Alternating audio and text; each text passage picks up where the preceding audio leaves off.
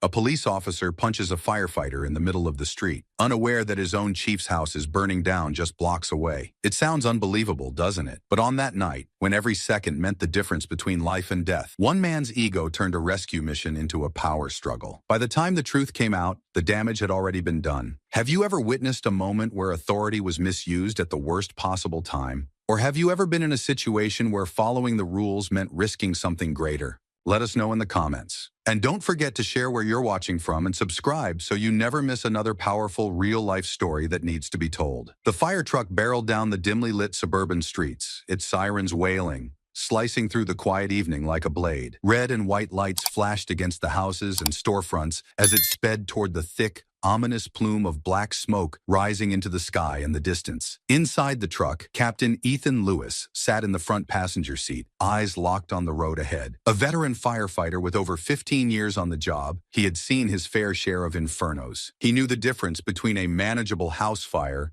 and a full-blown catastrophe. And judging by the column of smoke darkening the skyline, this was shaping up to be the latter. His team, Eli Brooks, the driver and engineer, Tyler Grayson, a fearless but impulsive firefighter, Sam Mitchell, the methodical strategist, and Ben Carter, the steady and reliable one, were all laser-focused, their bodies tense with anticipation. They had all been through enough of these calls to know that time was their biggest enemy. Tyler leaned forward in his seat, straining to get a better look through the windshield. Jesus. That's not just a kitchen fire, he muttered, eyes narrowing. Eli, his hands firm on the wheel, nodded grimly. That smoke is too thick, too dark. It's burning fast. Ethan didn't need to be told twice. He picked up the radio. Dispatch. Engine 17 responding. Heavy black smoke visible from a distance. Possible fully involved structure. Do we have confirmation of occupants inside? The dispatcher's voice crackled through the radio, clipped and urgent. Neighbors report a family inside. 2 adults,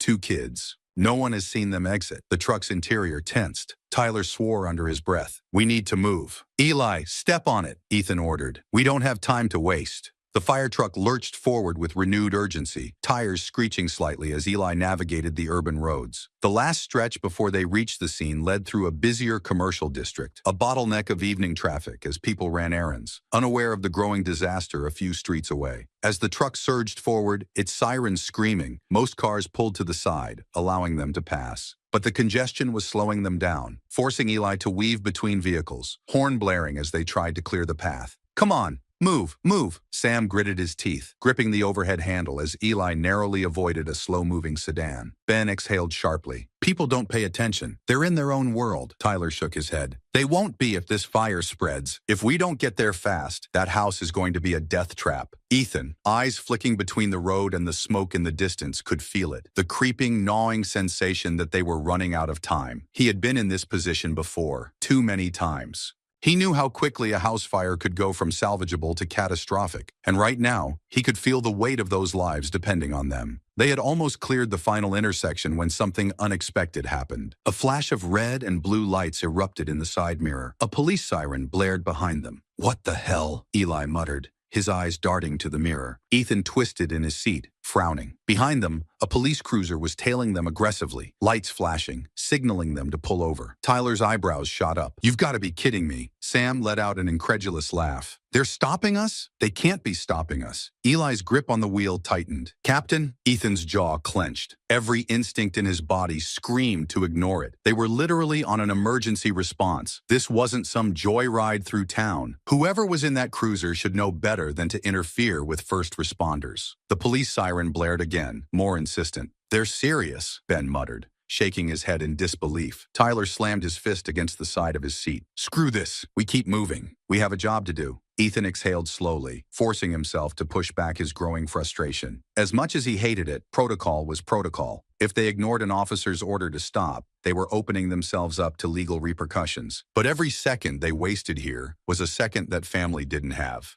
Damn it, Ethan muttered under his breath and turned to Eli. Pull over. Let's handle this fast. Eli let out a frustrated groan but obeyed, slowing the truck and pulling it to the side of the road. The police cruiser screeched to a stop behind them. Tyler exhaled sharply. Of all the times for this, Ethan adjusted his helmet, already bracing himself for what was about to unfold. His gut told him that this wasn't going to be a quick conversation. The weight of the moment pressed down on him. Somewhere up ahead, That house was burning. Somewhere inside it, a family was running out of time, and right now, the people who were supposed to protect them were the ones standing in their way. What none of them knew was that the decision of one arrogant officer was about to cost more than just precious time. It was about to push a family to the brink of disaster. The fire truck idled on the side of the road, its sirens now a cruel reminder of the urgency they had been forced to abandon. The orange glow in the distance flickered against the darkening sky, a silent alarm that the fire was only growing stronger. Captain Ethan Lewis took a steadying breath before rolling down the window. His jaw clenched as he locked eyes with the officer approaching them. Sergeant Ryan Macklin walked with a deliberate, almost theatrical air of authority. His face was impassive, his uniform crisp, and his stance rigid. A man who believed that rules, above all else, defined his power. Ethan forced himself to speak evenly, though every fiber of his being wanted to scream.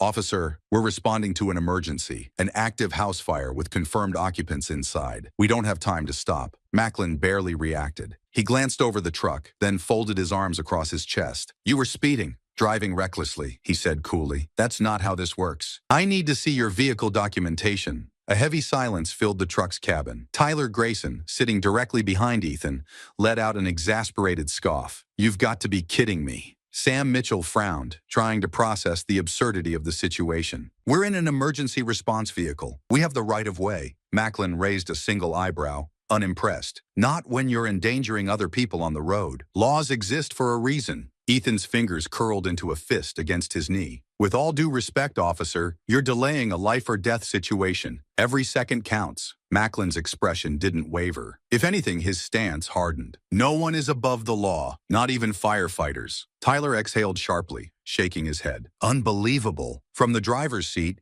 Eli Brooks tightened his grip on the steering wheel. His knuckles whitened, the muscles in his forearm twitching as he fought the urge to slam his foot on the gas. Leaning toward Sam, he muttered under his breath, "If Ethan hadn't told me to stop, I would have kept driving." Sam didn't respond immediately. His rational side knew that ignoring a direct police order could lead to legal trouble, but his instinct screamed at him that this was beyond protocol. This was interference. Ben Carter, usually the quiet one, finally spoke up, his voice controlled but edged with frustration. Ethan, this is wasting time. We need to get moving. Ethan knew they were right. Every passing moment was a missed opportunity to save lives. The fire didn't care about legal procedures. It didn't wait for permission. He tried again, keeping his voice level but firm. Officer, please. I understand you have a job to do, but so do we. We need to go, now. Macklin exhaled through his nose, a hint of amusement flickering in his eyes, as if entertained by their desperation. Then maybe you should have considered that before driving like maniacs through my town. Ethan felt his patience snap. This wasn't just about authority anymore. This was a deliberate abuse of power. He leaned forward slightly, his voice dropping just enough to make his frustration clear. You're not hearing me, officer. If we don't leave now, people could die. Macklin's gaze remained unreadable. Then, slowly, he reached for his radio. Step out of the vehicle, he ordered. All of you. A stunned silence filled the truck. Tyler's head snapped toward Ethan, his face a mask of disbelief. This guy is insane. Ben let out a sharp, incredulous laugh. He's really doing this. Ethan couldn't believe it either. Macklin was willing to escalate this into a full-blown confrontation rather than let them do their jobs. And the worst part, Ethan could see it in his eyes. He enjoyed this. Ethan unbuckled his seatbelt, pushing the door open as he stepped down onto the pavement. The cool evening air did nothing to calm the burning anger in his chest. The other firefighters hesitated but followed suit. Stepping out one by one, Macklin watched them, his hand resting lightly on his belt, fingers hovering just inches from his holstered gun, a subtle but unmistakable display of control. Tyler, barely containing himself, took a step forward. Are you actually doing this? You're blocking us from saving people's lives? Macklin tilted his head slightly, his mouth curving into a smirk. I suggest you lower your tone, firefighter. Unless you want to add disobeying a police officer to your list of mistakes tonight, Eli scoffed. Oh yeah, real mistake. Trying to do our damn job. Ethan held up a hand, stopping his team before things escalated further. He knew Macklin was pushing them, waiting for one of them to lose their temper so he'd have an excuse to take things further. Instead, Ethan turned to face him directly. If you want to arrest me, fine, but let my team go. They need to respond to this call. For the first time, Macklin seemed taken aback, only slightly, but enough for Ethan to catch it. Then, just as quickly, the arrogance returned. No one is going anywhere until I say so. Tyler couldn't hold it in anymore. He turned, pacing a few steps before spinning back toward Macklin. This is insane. You're putting your ego over people's lives. Macklin's smirk vanished. His posture straightened, his fingers tightening around his radio. Watch yourself. Ethan glanced at his watch. They had now wasted precious minutes. Minutes that a trapped family didn't have. The fire was growing. It was spreading. Somewhere, someone was running out of air, out of options, out of time. Ethan clenched his jaw. He needed to find a way to de-escalate this, to get his team out of here before it was too late. He took a slow breath, preparing his next words carefully. Then, in the distance, he heard something that made his blood run cold. The distinct, gut-wrenching sound of a structure beginning to collapse. A deep, thunderous crack echoed through the night. It was followed by another and another. Ethan's chest tightened. That house was giving way. They had to move. Now, Ethan could feel time slipping away, but the worst was still ahead. Because the moment his team tried to leave, this standoff was about to explode. Tyler Grayson had never been one to hold his temper, especially when it came to something as absurd as this. He could feel his pulse pounding in his ears, his fists clenched so tightly that his nails dug into his palms. This was wrong. Every instinct in his body screamed at him to move, to act. He had spent years training for moments like this, for situations where time was measured in lives saved or lost. And now, here they were, being held hostage by bureaucracy and ego. Enough. Without thinking, he threw open the truck door and stepped out, his boots hitting the pavement hard. The second he did, he barely had time to register a blur of movement before a crushing force hit him from the side. Macklin had moved fast, too fast for Tyler to react. The officer's hands gripped him with trained precision, yanking him forward before spinning him around and slamming him face first onto the pavement. A sharp, searing pain shot up Tyler's arms as Macklin twisted one behind his back, shoving his knee into the firefighter's spine. The breath was knocked from his lungs. His cheek scraped against the rough asphalt, the sting immediate and sharp. "Stay down," Macklin barked. "You're resisting an officer." Tyler struggled, twisting his head to get a breath of air, his voice muffled but furious. "I'm trying to do my job, you son of a—" "Shut up," Macklin snapped, pressing down harder. The moment Ethan saw Tyler go down, something inside him snapped. He barely registered his own movement as he bolted out of the truck, his boots pounding against the pavement. "Get the hell off of him!" he roared, closing the distance between them in seconds. He could see the shock in Macklin's face as he turned to meet Ethan's fury, but the officer didn't release Tyler. Instead, his grip tightened, his stance widening as if preparing for a fight. Ethan didn't care. His firefighter was on the ground. A man who should have been racing toward a burning building was instead being pinned like a common criminal. Ethan skidded to a stop, his breath coming fast and hard. He pointed a shaking finger at Macklin. "I'm not going to say it again. Let him go." Macklin barely blinked. "Back off, Captain." But Ethan wasn't backing off. He stepped closer. Dangerously close, his eyes blazing with barely controlled rage. "You're obstructing an emergency response. That's a felony," Ethan growled. "You have no right to do this." Macklin smirked. "Oh, I have every right." With that, he reached for his radio. "Nolan Graves, get over here now. I need backup."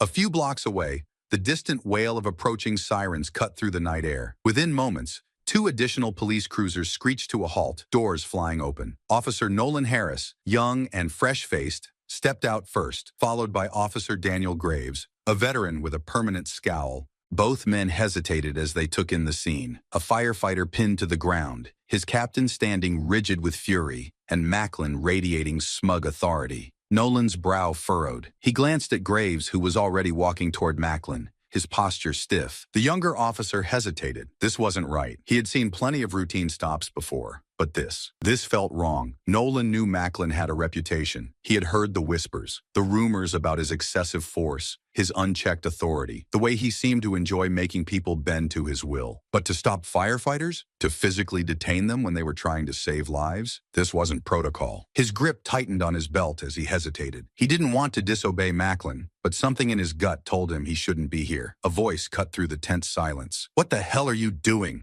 Ethan turned toward the sound and saw a man standing on the sidewalk, his phone held up, already recording. Behind him, several other people had gathered, drawn by the flashing lights and shouting. A woman stepped forward, her arms crossed tightly over her chest. "You're stopping firefighters? What is wrong with you?" Another voice chimed in. "Let them go." "There's a damn fire!" More people were arriving, their voices growing louder, their expressions a mix of confusion, outrage, and disbelief. A teenager lifted his phone higher. "This is going online." Nolan felt his stomach twist. This was spiraling out of control. He stepped closer to Macklin, lowering his voice. Sergeant, maybe we should just let them go. Macklin barely spared him a glance. Shut up, Harris. Ethan had had enough. He gestured toward the growing crowd, his voice cutting through the chaos. Look around you, Macklin. People are watching. Do you really want to be the guy stopping first responders from doing their jobs? Macklin's jaw tightened. He hated losing control. And right now, the situation was slipping. But instead of backing down, he doubled down. You should have thought about that before breaking the law. He pulled his radio back up to his lips. Dispatch, I have a group resisting compliance,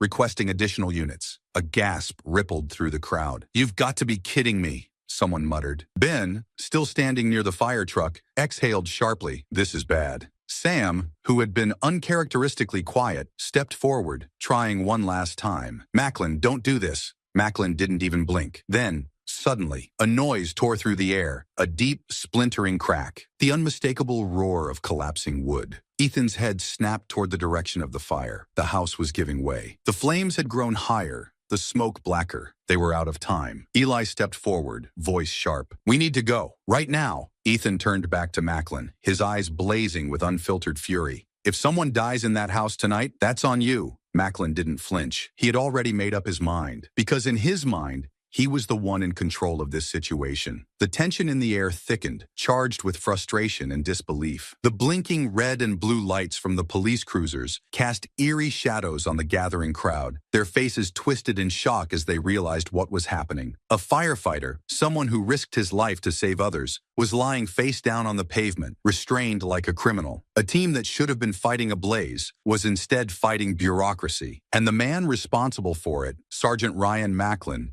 stood unmoved, his stance rigid with authority. People had already begun pulling out their phones, recording everything. Murmurs turned to full-fledged shouting as the reality of the situation sank in. Are they serious? A man near the front of the crowd barked. They're blocking firefighters from saving lives? A young woman in a red hoodie, eyes wide with anger, pulled out her phone and called the police department directly. Her voice was sharp with outrage. Yes, I need to report an emergency. There are firefighters being detained by the police. They're supposed to be at a house fire right now. They need to be released immediately. Macklin didn't flinch. Officer Nolan Harris stood slightly apart from the others, his hands resting tensely on his duty belt. He could feel his own pulse hammering in his ears. This wasn't right. His training had emphasized de-escalation, public safety, protecting citizens. And yet here they were, standing between first responders and the very people who needed them. His voice came out lower than he expected, uncertain but firm enough. Macklin, do we really need to do this? Macklin turned his head just enough to give Nolan a sideways glare. If you don't want a demotion, Harris, you'll shut up and follow orders. The words made Nolan's stomach twist. This wasn't leadership. This was a power play, and he knew it. The growing crowd had lost all patience.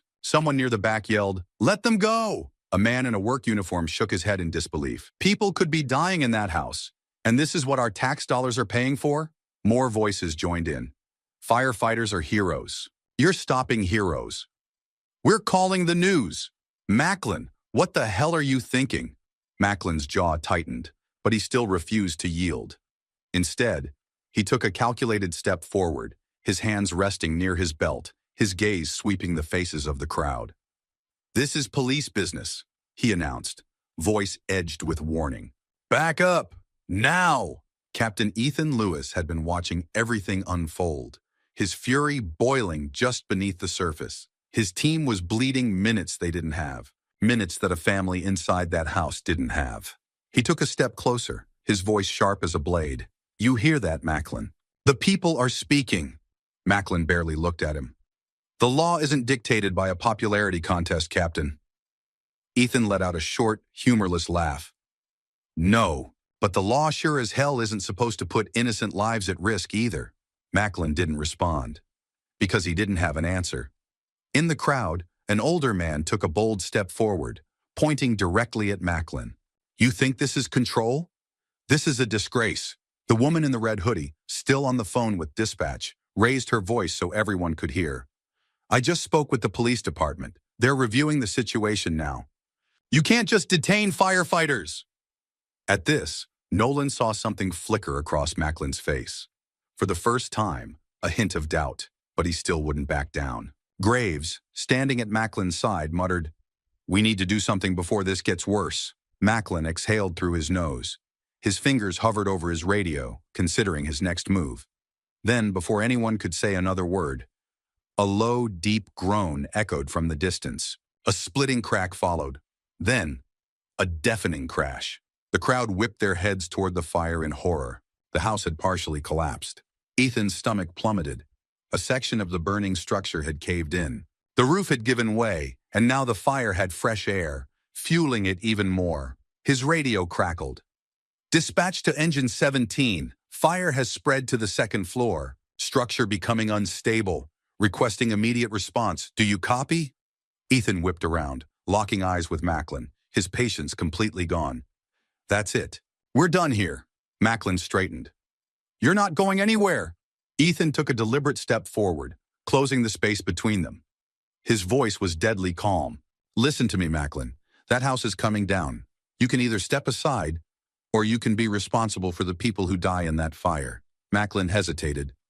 For the first time since this standoff began, uncertainty flickered across his face. But was it enough? No one knew it yet, but in just moments, the truth behind the burning house would change everything. Chief James Randall was finishing up paperwork in his office when the call came in. The precinct had been unusually quiet that night, at least until his phone rang. He barely glanced at the caller ID before answering. Randall, a frantic voice burst through the receiver. Chief, you need to step in right now. A fire crew is being detained by our officers. They're supposed to be responding to an active house fire, but they've been pulled over and held back. Randall's brows furrowed. He sat up straighter, reaching for a pen. What? Who authorized that? The officer on the other end hesitated. It's Sergeant Macklin, sir. Randall's grip on the phone tightened. Of course it was Macklin. He had heard complaints about the man before. Too aggressive, too controlling, too eager to throw his weight around. But blocking a fire crew? This was a whole different level of reckless. His tone turned sharp. Where is this happening? The voice on the other end of the line hesitated before rattling off an address. The second Randall heard it, his blood ran cold. He didn't move. He didn't blink. For a split second, it felt like his entire body had shut down.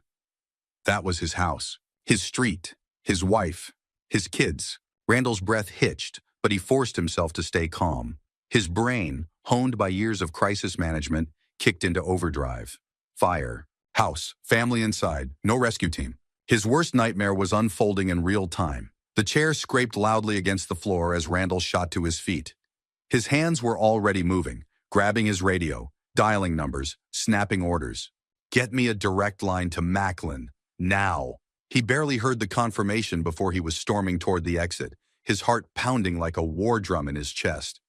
Back at the scene, Macklin still stood firm, arms crossed, as if nothing could shake his authority, until his radio crackled to life. The voice that came through was raw with fury. Macklin, what the hell have you done? Macklin froze. The voice was unmistakable. Chief Randall. The crowd noise faded to static in Macklin's ears. He fumbled for his radio, suddenly unsure of himself. Chief, Shut up. Randall's voice cut through him like a blade. Did I hear correctly? Did you actually stop a fire crew from reaching an active fire? Macklin swallowed hard. He had never heard Randall sound like this before, but he wasn't about to back down. They were speeding. Reckless endangerment. I was enforcing... Don't you dare say protocol to me right now. Macklin flinched. Randall wasn't just furious. There was something else in his tone. Something deeper, something terrifying. Randall's next words came out low, shaking with barely contained rage. You stopped the crew that was trying to save my family. Macklin's heart stopped. Everything around him blurred. No. The crowd kept shouting. The firefighters still stood their ground. But Macklin didn't hear any of it. His fingers went numb around his radio. He had just blocked a rescue team from saving the chief's family. Randall's voice came again, sharp as a gunshot. You get those men back in their damn truck right now, or so help me, Macklin. You won't just lose your badge. You'll lose any chance of ever wearing one again. Macklin's lips parted, but no words came out. Because for the first time in his life, he had no defense. Macklin stood frozen, realizing the gravity of his mistake. And as the fire raged on, there was only one thing left to do: get out of the way. The fire truck tore through the final stretch of road. sirens wailing like a desperate cry against the raging inferno ahead. The glow of the flames had turned the sky an eerie shade of orange, thick black smoke billowing into the air like a warning of impending disaster. Chief James Randall stood in front of his burning house, his face pale with dread. The heat radiating from the flames painted sharp shadows across his features. His hands clenched into fists at his sides. His heart hammered in his chest, eyes locked on the upstairs windows where he knew his family was trapped. Ethan Lewis barely waited for the truck to come to a full stop before throwing open the door and jumping out. His boots hit the pavement hard as he sprinted toward Randall. "Chief!" Ethan shouted, gripping Randall's shoulder to ground him. "Where were they last seen?" Randall's breath came out in sharp gasps. "My wife was downstairs. She tried to get the kids, but I don't know if she made it. The kids' rooms are upstairs, right side." Ethan took one look at the front entrance and knew it was useless. The fire had completely engulfed it, flames licking hungrily at the roof above. Then, as if to confirm his worst fears, the structure groaned, and with a violent crash, the front doorway collapsed inward, sending sparks and embers shooting into the night. Randall staggered back a step, his breath catching in his throat. There was no way in from the front. Ethan spun toward his team. "Eli, Sam, take the left side. Break open a window and get us an entry point." "Tyler, you're with me." Without hesitation, Eli Brooks grabbed a Halligan bar from the truck and sprinted toward the nearest window. Sam Mitchell was right behind him, hefting an axe as they reached the side of the house. Tyler fell into step beside Ethan, adjusting his mask. "We're going upstairs, right?" Ethan nodded. "We get the kids first." The heat was suffocating. Even from the outside, it pressed against them, a living, breathing entity determined to consume everything in its path. Sam lifted his axe and swung hard at the window. The glass shattered instantly, smoke gushing out in thick waves. "Go!" Eli shouted. "We've got a path." Ethan wasted no time. He gripped the frame, hoisted himself up, and disappeared into the blackness. Tyler followed immediately after, landing hard on the wooden floor inside. His boots crunched over broken glass and charred debris as he turned, blinking through the smoke. But before they could take another step, a deep rumbling sound came from somewhere within the house. Ethan barely had time to register it before... Boom! A violent shockwave blasted through the air, shaking the entire structure. The floor buckled beneath them, and Tyler was thrown backward, slamming into the wall. A second later, flames erupted from the kitchen, blasting through the hallway like a wave of molten fury. Ethan cursed, shielding his face as a surge of heat crashed over them. His ears rang from the force of the blast, the walls now trembling violently. Tyler groaned, pushing himself upright. "Gas line!" he rasped. "That had to be the gas line." Ethan's mind raced. This was bad. They were running out of time. "We keep moving!" Ethan shouted over the roar of the flames. "We find them now!" They pushed forward, navigating through the thick haze. Every breath felt like inhaling fire, the acrid smoke clinging to their throats. Somewhere ahead, a faint muffled cough broke through the crackling flames. Tyler's head snapped toward the sound. There! Ethan turned, spotting a shadowed figure crumpled near the living room entrance. It was a woman, unconscious, barely breathing. Randall's wife. Ethan rushed forward, dropping to his knees beside her. He checked her pulse. Weak, but there. "Ma'am, can you hear me?" he called, gently shaking her shoulder. She stirred just slightly, her soot-covered face twisting in pain. Ethan looked up at Tyler. "She's alive." Tyler's gaze darted to the ceiling. The wood above them was starting to splinter. "We have to move!" Ethan didn't hesitate. He hoisted her into his arms, muscles straining under the dead weight. "Get us a path out!" Tyler turned, but before they could move, the woman's eyes fluttered open. Her smoky, glazed-over gaze locked onto Ethan's mask. She gasped weakly. My kids," she croaked, her voice barely above a whisper. Ethan's stomach twisted. She tried to lift an arm, pointing weakly toward the staircase. "Up! Stairs!" Her hand dropped as her body went limp again. Tyler stiffened. "She says they're still upstairs." Ethan's heart pounded. They weren't done yet. "Eli, Sam!" Ethan barked into his radio. "We've got the mother. She's unconscious but alive. We need extraction. Copy that. Eli's voice crackled back. We're securing an exit. Just get her to us. Ethan turned to Tyler. Help me get her out. Then we're going up for the kids. Tyler nodded, taking hold of her legs as they maneuvered her toward the blown-out window. Sam reached in, grabbing hold of her arms. We got her! Ethan gritted his teeth. Get her oxygen! Keep her awake! As soon as she was clear, Ethan turned back toward the burning staircase. Tyler swallowed hard. You think they're still alive? Ethan adjusted his mask, gripping his axe tighter. We're gonna find out. But as they started their climb, the house groaned again. A warning that it wouldn't hold for much longer. The house was dying. The structure groaned and shuddered under the weight of the flames consuming it from the inside. Smoke churned thick and black, coating the air with a suffocating haze. Embers danced through the corridors, floating like fireflies in the darkness. And somewhere upstairs, 2 children were waiting for a rescue that might already be too late. Ethan Lewis moved fast, his boots thudding against the floor as he and Tyler Grayson rushed toward the burning staircase. Through the thick smoke, Ethan spotted the first signs of collapse, support beams cracking, splintering, fire licking hungrily at the edges. The staircase was barely holding together. Tyler stopped beside him, gripping his axe tighter.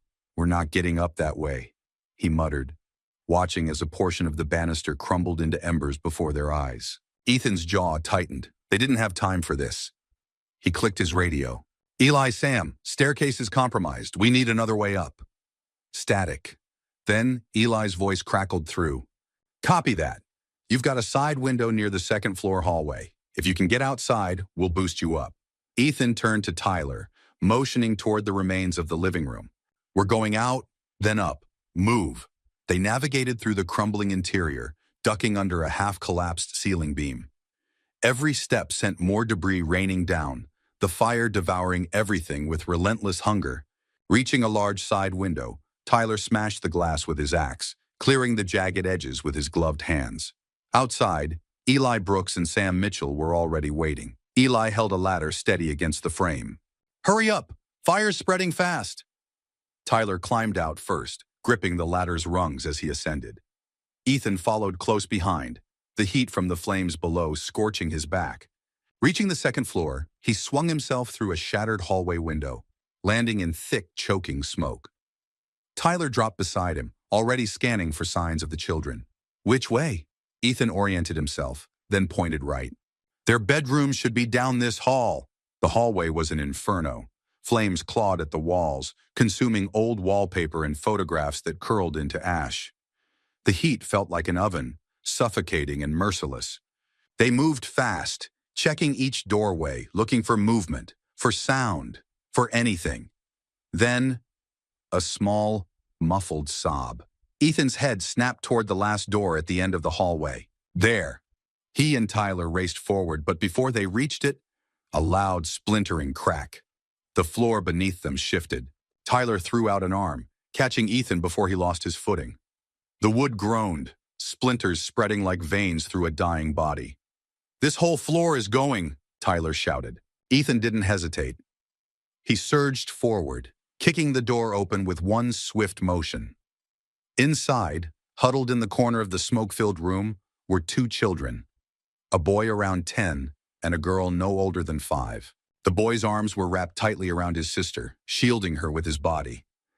Tears had cut tracks through the soot on his cheeks, but his face was set in determined bravery. Ethan knelt down, lowering his voice. Hey, buddy, my name's Ethan. We're firefighters. We're gonna get you and your sister out of here, okay? The boy nodded, his grip on his sister tightening. Is my mom okay?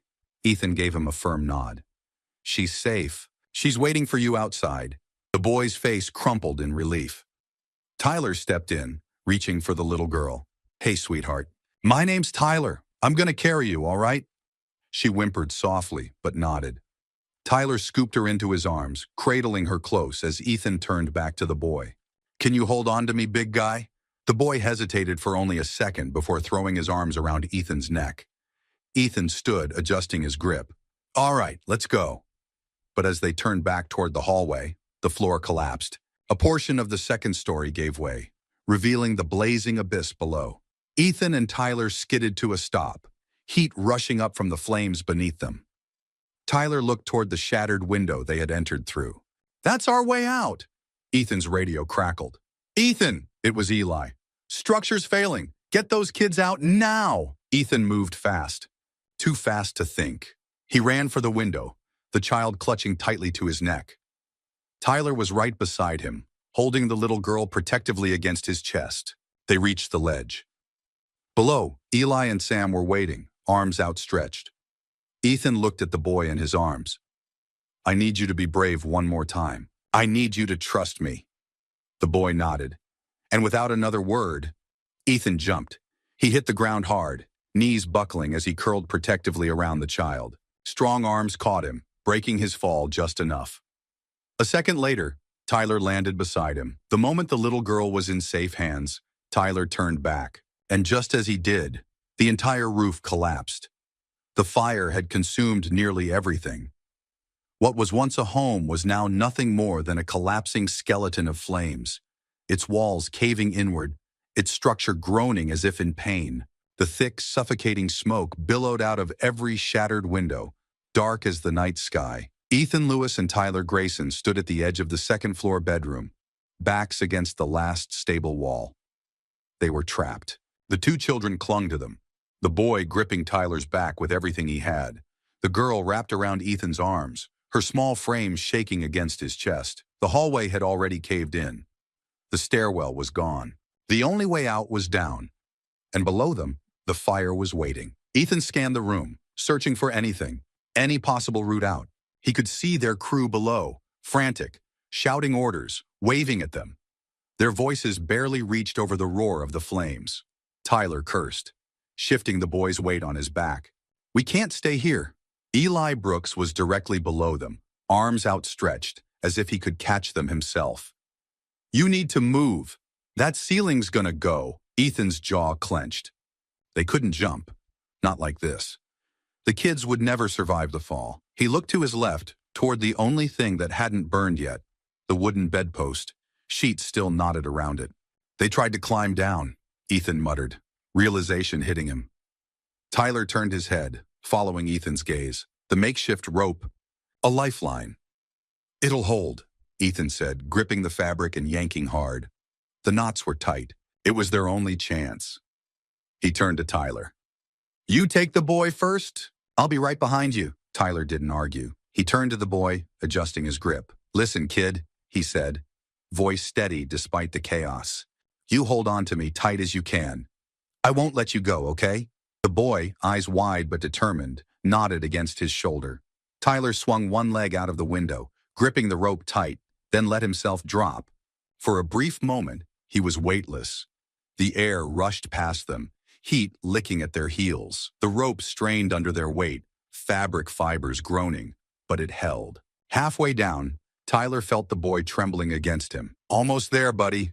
Almost there." Below, Eli and Sam positioned themselves, ready to catch them if anything went wrong. With one final push, Tyler hit the ground, stumbling slightly before Eli grabbed his shoulder to steady him. The boy immediately loosened his grip, looking up with wide, disbelieving eyes. "You did good," Tyler said, patting his back before spinning toward the window. Ethan's turn. Above, Ethan adjusted his hold on the little girl. She was smaller, lighter, but even more fragile. Her tiny hands gripped his jacket, and when he looked down at her, her blue eyes were filled with something he recognized. Absolute trust. His stomach twisted. "We're going down, sweetheart," he told her, his voice softer than he realized. "Hold on tight, okay?" She nodded against his chest.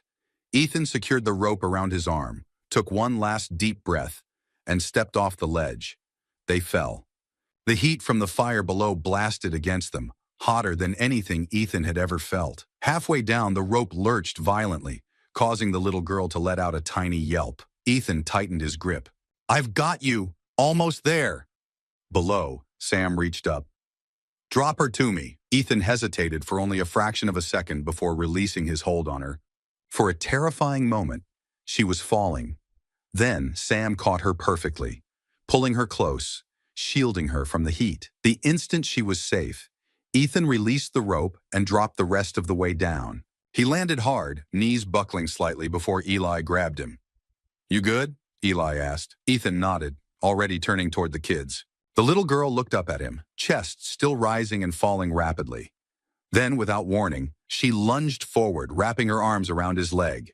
Ethan stiffened. Then, slowly, his hand found her back. They had made it. But before anyone could take another breath, the house let out a deep, earth-shaking groan. Ethan's head snapped up.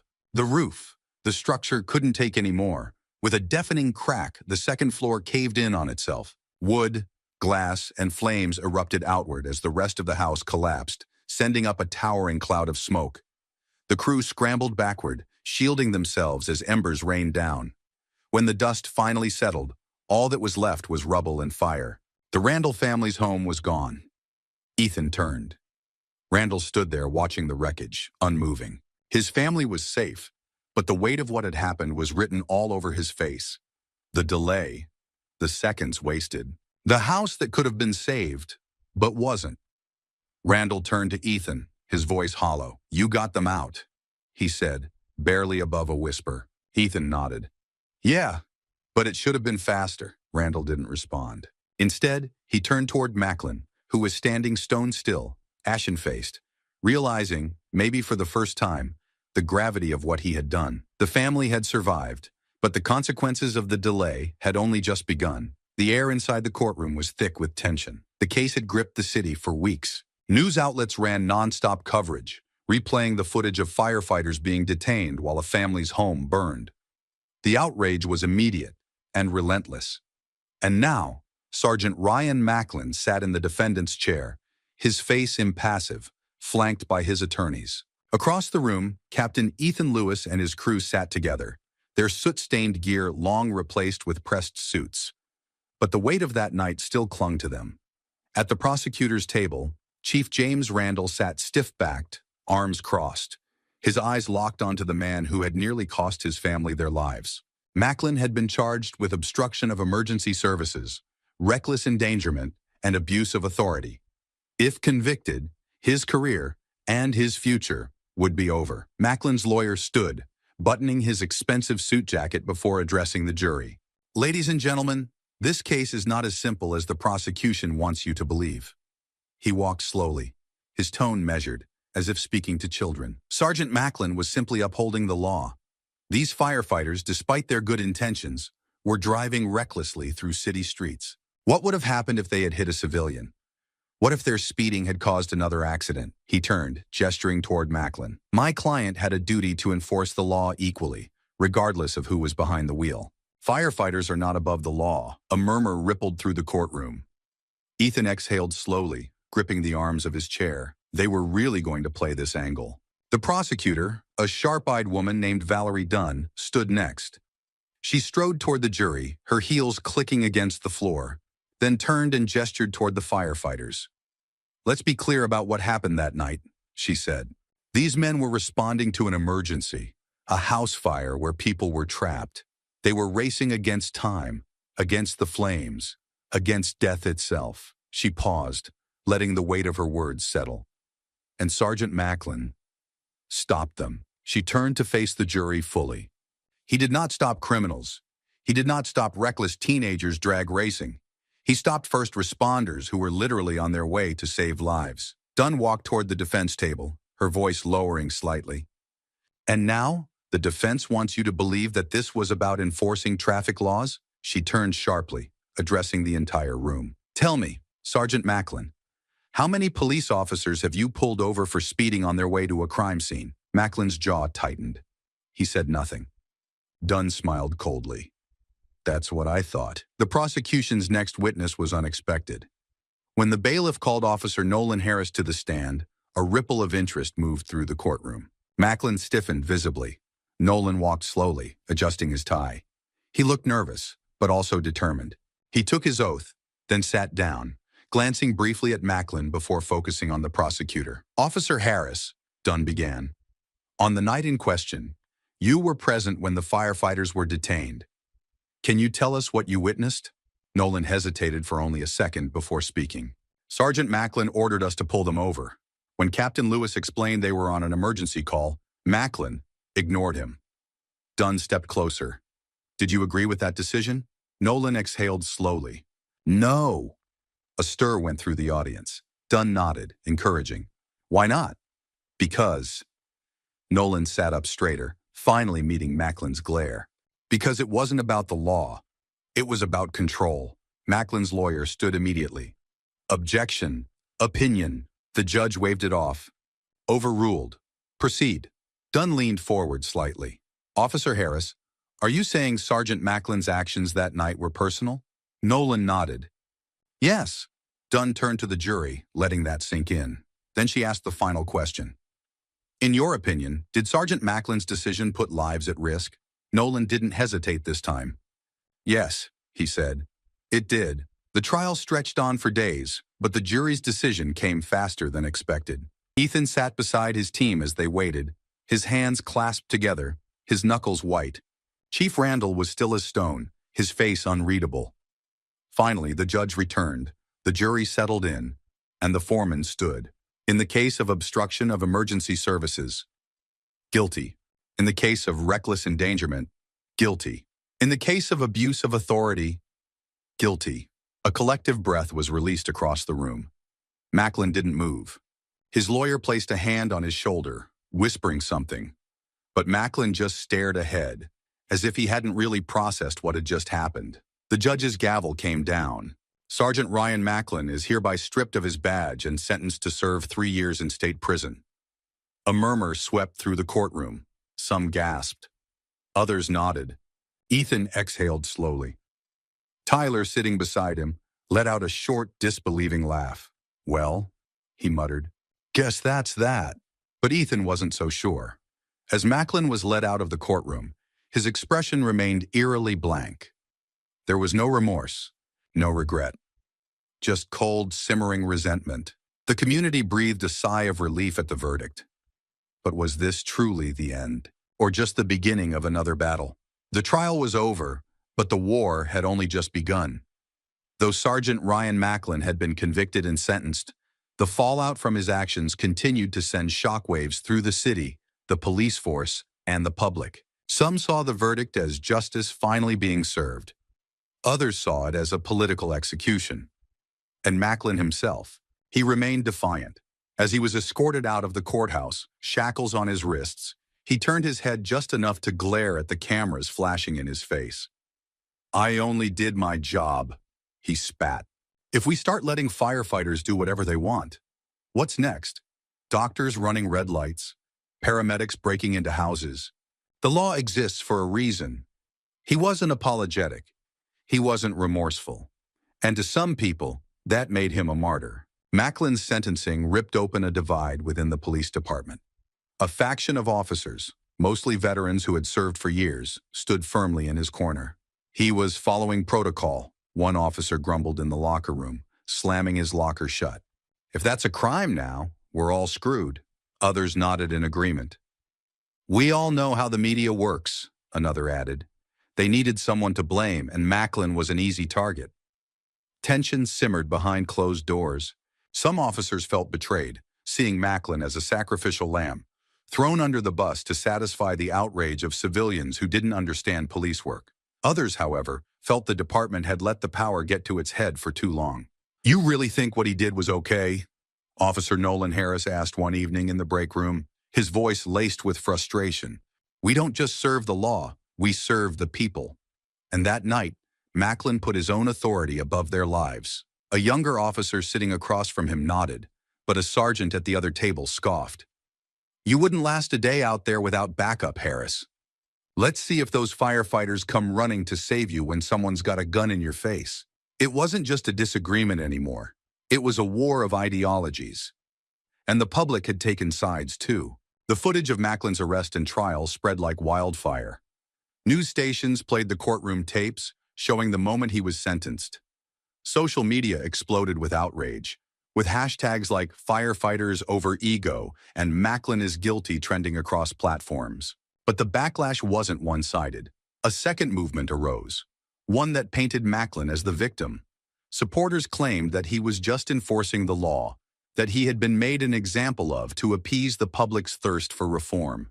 Some conservative news outlets even went as far as calling him a political prisoner, arguing that first responders shouldn't be exempt from following the rules. Within a week, the city descended into chaos. The first protest started small. Just a few dozen people gathered outside the police station, holding signs demanding change. But by the end of the week, the numbers had swelled into the hundreds. Chants filled the streets. No more abuse. No more delays. Fire the rest. Reform now. Anger boiled over, fueled by the years of mistrust between law enforcement and the public. But not everyone was there to support the firefighters. Across the street, a counter-protest formed. A group of pro-police demonstrators held signs that read, "Back the Blue," and Macklin did nothing wrong. Their chants clashed violently with those calling for police reform. The scene was a powder keg, seconds from exploding. And at the center of it all? Chief James Randall. Randall couldn't escape the controversy. The city was demanding answers. Some people wanted stricter consequences, arguing that Macklin wasn't the only one responsible. He wasn't alone in this. One activist shouted into a megaphone during a city council meeting. What about the officers who stood by and did nothing? What about the system that let this happen? Others, however, were furious that Randall had turned on his own. He had cops threatening to resign over what they saw as a betrayal of the badge. And as if that wasn't enough, politicians had entered the ring. A city council member publicly denounced Randall, calling for a full investigation into the department's procedures. Meanwhile, a state senator saw an opportunity to ride the wave of pro-police sentiment and called Macklin's sentencing an attack on law and order. Randall had spent his entire career walking the fine line between public trust and department loyalty. Now, it felt like both sides were crumbling beneath him. And he knew if he didn't act now, the entire system would collapse. Randall called an emergency meeting at the precinct, bringing his highest-ranking officers into the room. The tension was palpable. Some officers refused to look at him. Others sat with arms crossed, scowls fixed firmly in place. Randall didn't waste time. "We need to talk about what happens next." A sergeant near the back scoffed. "What happens next? We do our damn jobs, Chief. We don't burn down the whole department because of one man's mistake." Randall's jaw tightened. He let the words hang in the air before speaking. "You still don't get it, do you?" he said, his voice steady, controlled.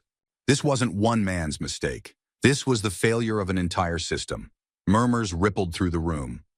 One officer, an older lieutenant, shook his head. "So what now? You want to rewrite the rulebook because of one bad night?" Randall exhaled slowly. "No," he said. "I want to rewrite it because we should have done it years ago." Silence. Randall's gaze swept across the room, landing on each and every one of them. "Look outside that window," he said, motioning toward the street where the protests still raged. "They don't trust us anymore. And the truth is, they shouldn't." He straightened, his voice dropping to a low, commanding tone. "If we don't fix this now, we won't have a department left to fight for." With tensions at a breaking point, Randall made a decision. He would hold a press conference. He would stand before the city and publicly acknowledge the failures of the police force. And he would promise reform. But would his words be enough to calm the storm? The conference room was packed. Camera flashes flickered like lightning, illuminating the stern faces of journalists, city officials, and community leaders. Microphones lined the podium, their tiny red lights glowing, waiting to capture every word. Outside, beyond the towering glass windows of the precinct, the city was still on edge. The protests hadn't stopped. If anything, they had grown louder. And now, all eyes were on Chief James Randall. Randall stood tall behind the podium, gripping its edges as he surveyed the room. He could feel the weight of the moment pressing down on him. The knowledge that whatever he said next would determine the fate of not just his leadership, but the entire department. He took a deep breath and leaned toward the microphone. The events of the past weeks have made one thing painfully clear. This system is broken. Murmurs rippled through the crowd. Reporters scribbled hastily in their notebooks. Randall continued, his voice steady. "We failed. We failed to protect the people we swore an oath to serve. We failed to work alongside those who risked their lives to save others. And because of that failure, lives were put in danger." He paused, letting the words settle. then straightened his posture. That ends now. The room went still. Randall glanced at his prepared notes, but ignored them. He didn't need a script. Today, I am announcing sweeping reforms that will change how this department operates from the ground up. He raised a hand, ticking off each point. First, effective immediately, every officer in this department will undergo mandatory retraining on how to cooperate with firefighters, paramedics, and emergency personnel. There will be no exceptions. A few officers in the back shifted uncomfortably, but Randall didn't pause. Second, we are forming an independent civilian oversight committee. This board, made up of community representatives, will have the authority to review and evaluate cases of excessive force and misconduct. A murmur of approval swept through the room from activists and reporters. But some officers, they weren't happy. Randall could already feel their glares. He ignored them. Third, annual psychological evaluations will now be mandatory for every active duty officer. That one hit the hardest. There was an audible shift in the room. A few officers grumbled under their breath. Randall let them. This will ensure that those who wear the badge are mentally fit for duty, and that we are identifying and removing individuals who show signs of abusing their power. A reporter raised a hand. Chief Randall, won't these measures face resistance from within the department? Randall met the journalist's gaze head-on. Change always faces resistance, but failure to change is what brought us here. The moment Randall stepped away from the podium, the internal backlash exploded. Some officers openly voiced their anger, claiming that the reforms were punishing all cops for the mistakes of a few. At a private meeting later that day, tensions boiled over. Randall stood in front of his senior staff, some of whom had been on the force for decades. The atmosphere was thick with hostility. Finally, one officer spoke up. A veteran lieutenant, arms crossed, his voice tight with frustration. So that's it. One guy screws up and now we have to change everything? Randall didn't flinch. He stared the lieutenant down, his voice cold and steady. No, we're changing everything because one guy's screw-up exposed a failure in all of us. Silence. Randall stepped forward. You think this is about one man? He shook his head. It's about every single officer who stood by and said nothing. Every officer who let their pride get in the way of their duty. Every time this department put respect for authority over respect for human life. The room remained silent, but the tension was suffocating. Randall leaned in slightly. If you have a problem with that, you can turn in your badge now. While the police wrestled with their own division, the firefighting community was watching carefully. Captain Ethan Lewis and his team had heard the speech, and while they appreciated the effort, they weren't convinced. Back at the firehouse, they gathered in the lounge, watching the news replay Randall's press conference. Ethan sat in silence, arms crossed, listening. Sam Mitchell exhaled. Well, at least he's saying the right things. Eli Brooks scoffed. Saying isn't doing. Tyler Grayson, who had remained quiet through most of it, finally spoke. His voice was flat, unamused. I don't care about words. I want to see action. No one disagreed. Then, just when tensions couldn't get any higher, another police incident hit the news. Only days after Macklin's sentencing, a new scandal erupted when a police officer was caught on body cam footage blocking an ambulance from leaving the scene of a car accident. The footage showed the officer arguing with a paramedic, delaying the transport of a critically injured patient. By the time the ambulance was finally allowed to leave, the victim had died. The public reaction was immediate and violent. The protests intensified. Activists took to social media, demanding to know, how many more have to die before they listen? Randall watched the footage from his office, his fists clenched so tightly that his knuckles turned white. He could hear the protesters chanting outside his building. He thought of his family, how close he had come to losing them. And now another family had lost someone for the same damn reason. His chest burned with anger, with disgust, with frustration. Finally, he turned to his deputy and said the words that sealed his decision. Crisis response reform isn't optional anymore. He looked out the window, where a sea of protesters held signs demanding change. This isn't a choice. This is survival. Randall had made his choice. But would the system let him follow through? Or would those fighting against change bring him down first? The weight of the last few weeks pressed heavily on Chief James Randall, as he finally stepped through his front door. For the first time in what felt like a lifetime, the chaos of the city, the protests, and the unrelenting scrutiny of his leadership faded into the background. Here, in the dimly lit quiet of his home, he was just a husband, a father, a man trying to fix what had been broken.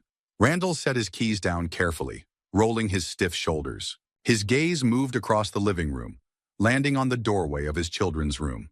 The soft glow of a nightlight spilled into the hall. Stepping closer, he heard the faintest melody, Emma's voice, singing softly. He pushed the door open just enough to see. His wife, Emma Randall, sat on the edge of their daughter's bed, gently stroking the little girl's hair. Their son was curled up on the other side, already lost in sleep. For a moment, Randall simply watched. The fire that nearly took them, the seconds lost because of his own officers, the months of battles that followed.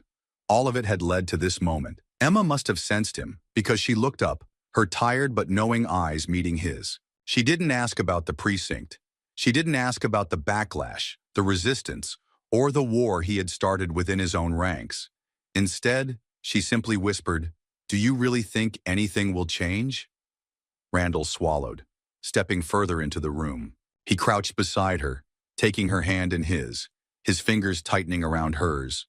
His voice, though quiet, carried the weight of absolute certainty. "It has to." A pause. Then, more quietly, "There's no turning back." Change did not come easily. In the weeks that followed, the battle for reform raged on. Some officers, particularly younger recruits, embraced the new training programs. They saw the writing on the wall. The department had to evolve, or it would collapse under the weight of its own failures. Others, however, resisted. The first training session on emergency cooperation with firefighters and paramedics was met with visible hostility from some veteran officers. Randall stood at the back of the room, arms crossed, watching as the instructor explained new protocols designed to prevent another Macklin incident. One officer, a sergeant with 20 years on the force, scoffed loudly. "This is a joke," he muttered to the man next to him. "We're cops, not assistants to the damn fire department." Randall's voice cut through the room like a blade. "You're protectors of this community," he said, stepping forward. "And that includes knowing when to step aside for those trained to handle a crisis you can't." The sergeant stiffened, but said nothing. It wasn't acceptance, but at least it was the beginning of understanding. One night, weeks after the fire that changed everything, Ethan Lewis and his crew were once again racing toward a burning building. The fire truck roared down the street, sirens screaming, red lights slicing through the dark. It felt exactly like that night, except this time. As they approached an intersection, they saw something different. A police cruiser was already there, but instead of blocking the road, the officer inside was stepping out, waving them through. Ethan's hands tightened on the steering wheel as he locked eyes with the officer for a brief second. Then he let out a small, disbelieving chuckle. He turned to Tyler Grayson, who sat beside him. "Well, would you look at that?" Ethan said, shaking his head. "Maybe something actually changed after all." Tyler smirked. "Let's hope next time it doesn't take another damn tragedy to remind them." The truck sped forward, unimpeded. For the first time since that night, nothing stood in their way. Across the city, Randall stood outside the police station, staring up at the emblem that had once represented everything he believed in without question. It didn't look the same anymore, not because the symbol had changed, but because he had. He took a deep breath. Then, with purpose in his stride, he walked inside. There was still work to be done, still resistance to face, but he was ready. As he stepped into his office, his voice echoed softly in his mind. No one is above the law. No one. In the distance, a fire engine siren wailed. Its red lights burned against the night. Another fire, another crisis. But this time, there was no one standing in their way. The fire that night wasn't just about a burning house. It was about a broken system. A system where ego stood in the way of duty, where power was placed above public safety. But in the aftermath of tragedy, change began to take root. It wasn't easy, it wasn't immediate, and it wasn't perfect. But for the first time, a conversation that had been avoided for too long was finally happening. Chief Randall knew that the battle for reform wasn't over. It had only just begun. Ethan and his team knew that one good encounter wouldn't erase the damage done, but it was a step forward. And the city? The city was watching. Because the question remained, would this be the moment law enforcement truly changed for the better? Or just another story that people forgot until the next tragedy struck? What do you think? Is true reform possible? Or is the system too deep-rooted to fix? Let us know in the comments below. And if you believe in accountability, justice, and real change, don't forget to like, share, and subscribe. Because stories like these need to be told. The afternoon was hot and muggy in New York City, one of those days when the air feels heavy on the shoulders of people who, in hurried steps, try to make it home before the day drags into night. Jack Williams, a 42-year-old man with short hair and a face marked by time, observed the hustle and bustle of the Bronx streets from inside his police cruiser. He had spent years patrolling these same streets, developing a cynical view of the people who lived there. To Jack, the world was divided between those who maintained order and those who lived on the fringes of it. And he, of course, saw himself as an unyielding defender of the law. When he spotted a young girl walking alone, something stirred within him. Maya Harris, just 14 years old, carried a worn backpack and a look of concentration, as if she were deep in thought while crossing the busy avenue. The young girl's dark skin and carefree demeanor caught Jack's attention in a way he could barely explain. He abruptly parked his cruiser, stepping out with a rigid posture and a fixed gaze. "Hey, girl, stop right there," he ordered, not caring about the aggressive tone of his voice. Maya, startled, stopped immediately, her wide eyes meeting his. She couldn't understand why she was being approached, but the look in Jack's eyes was enough to tell her that something bad was about to happen. "You think you can just walk around here like you have nothing to fear?" Jack continued, stepping closer. Maya's body tensed up.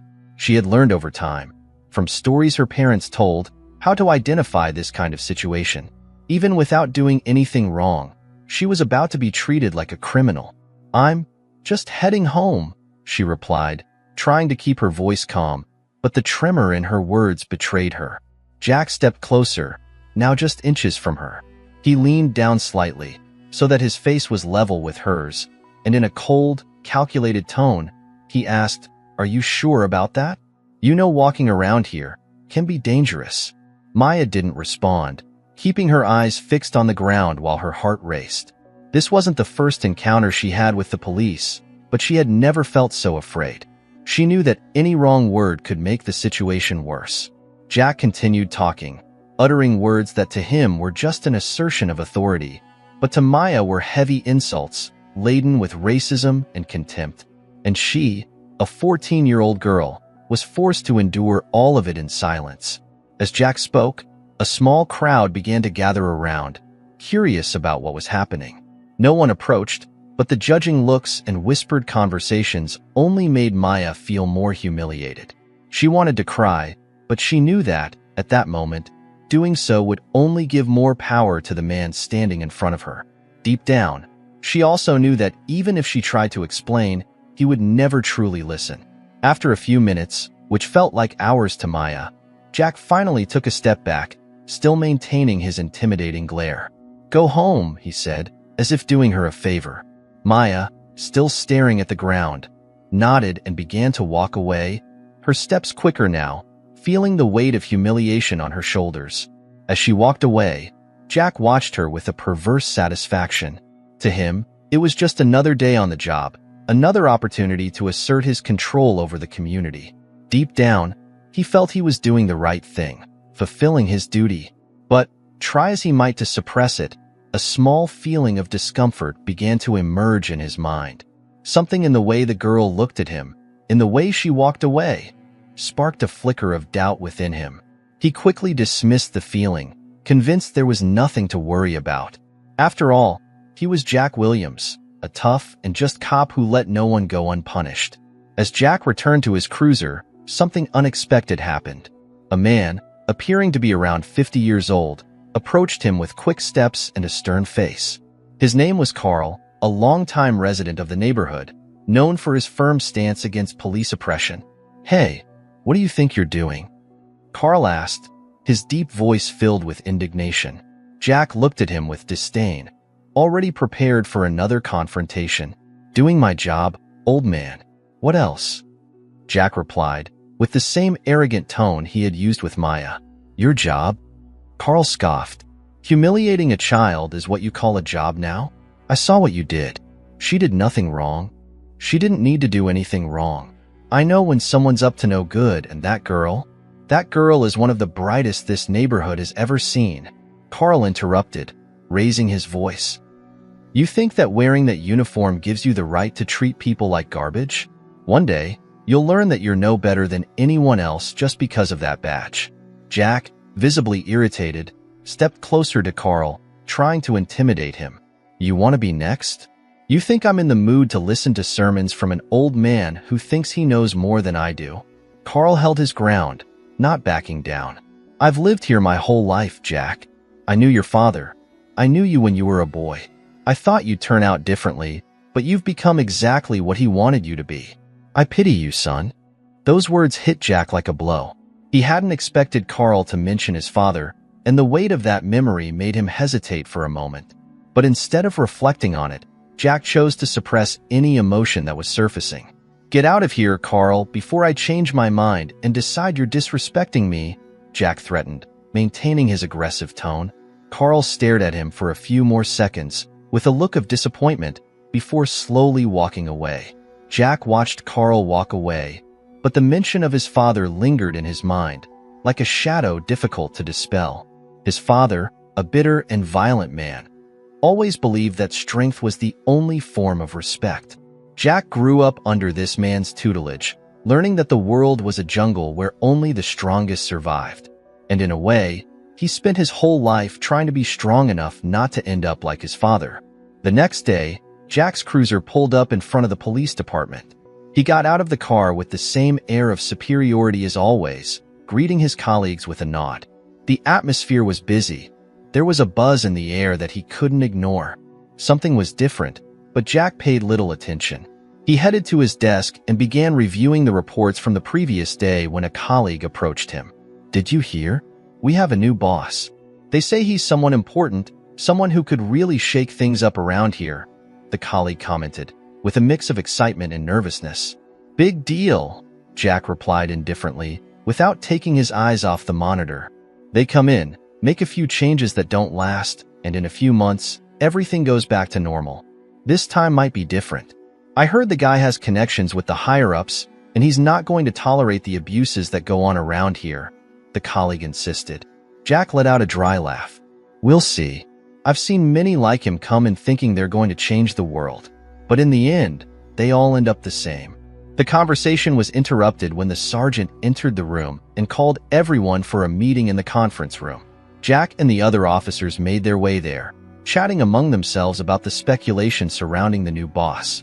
Jack entered, took his usual seat, and crossed his arms, waiting. The sound of conversations dimming filled the room until finally, the door opened and John Harris walked in. His presence was immediately felt. A man of imposing stature, with a serious but fair expression. Jack, however, barely lifted his eyes from his desk, dismissing the new boss in advance. "Good morning, everyone," John began, his voice resonating through the room.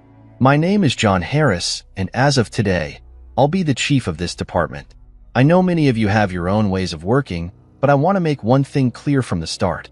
I will not tolerate abuse of power. If anyone here thinks that the uniform is a license to intimidate or humiliate, you're mistaken.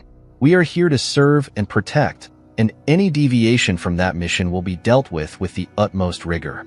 John's words hung in the air like a warning. Some officers exchanged suspicious glances, while others kept neutral expressions, trying to gauge the new boss. Jack, still not lifting his eyes, felt a slight discomfort but quickly suppressed it, convinced that his actions were above reproach. "Furthermore," John continued, "I want you to meet someone very special to me." He gestured towards the door, and Maya walked into the room, her posture upright and gaze firm. "This is my daughter, Maya. She's here today to better understand the work we do and how we can, together, improve relations with the community we serve." Jack's blood instantly ran cold.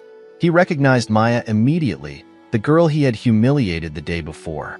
Panic gripped his body, but he forced himself to remain still, trying to maintain his composure as his mind raced for an explanation, some way to sidestep what was about to happen. He watched John introduce Maya as his daughter, and the look she gave him was enough to let Jack know she had told her father everything. Every insult, every cruel word, every look of disdain. John continued his speech, but the words felt distant to Jack, who was completely focused on Maya. She didn't say anything, but her eyes met Jack's for a brief moment, filled with a mix of pain and determination. Jack quickly looked away, feeling the weight of his own guilt begin to form like a stone in his stomach. "I know there will be challenges," John was saying, "but I believe that with everyone's effort, we can make this department an example of justice and integrity." When the meeting ended, the officers began to leave the room, murmuring among themselves about the new developments. Jack remained seated for a few seconds, taking deep breaths and trying to process what had just happened. He knew that his career, his reputation, everything he had fought for was now at risk. Fear gripped him, a fear he hadn't felt in a long time, and Jack knew that from this moment on, nothing would ever be the same. "Jack!" John Harris's voice pulled him out of his thoughts. He looked up, meeting the firm gaze of the new chief. "I need to speak with you, privately." Jack nodded, rising slowly. The room was almost empty now, with only a few colleagues still chatting near the door. John waited until everyone had left before continuing. "I heard about the incident yesterday," John began, his voice calm but with an underlying tone of severity. "My daughter told me everything." Jack felt a chill run down his spine. I can explain, sir," he began, desperately trying to find the right words. "Explain," John said, crossing his arms and keeping his gaze fixed on Jack. Jack took a deep breath. "She was walking alone in an area that isn't very safe. I thought she might." "Thought she might what?" John interrupted, his voice still controlled but with a detectable hardness. "That she was up to something? That she deserved to be treated like a criminal?" Jack hesitated, feeling cornered. "I acted in the heat of the moment. Maybe I was a bit harsh, but I was doing my job."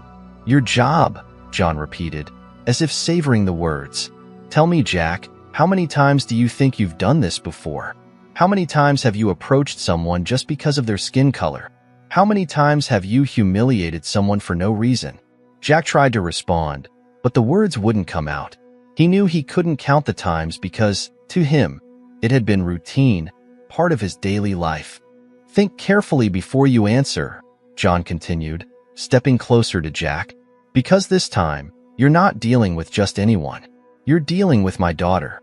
And I'm not the kind of man who lets that slide." Jack felt the weight of John's words like a blow.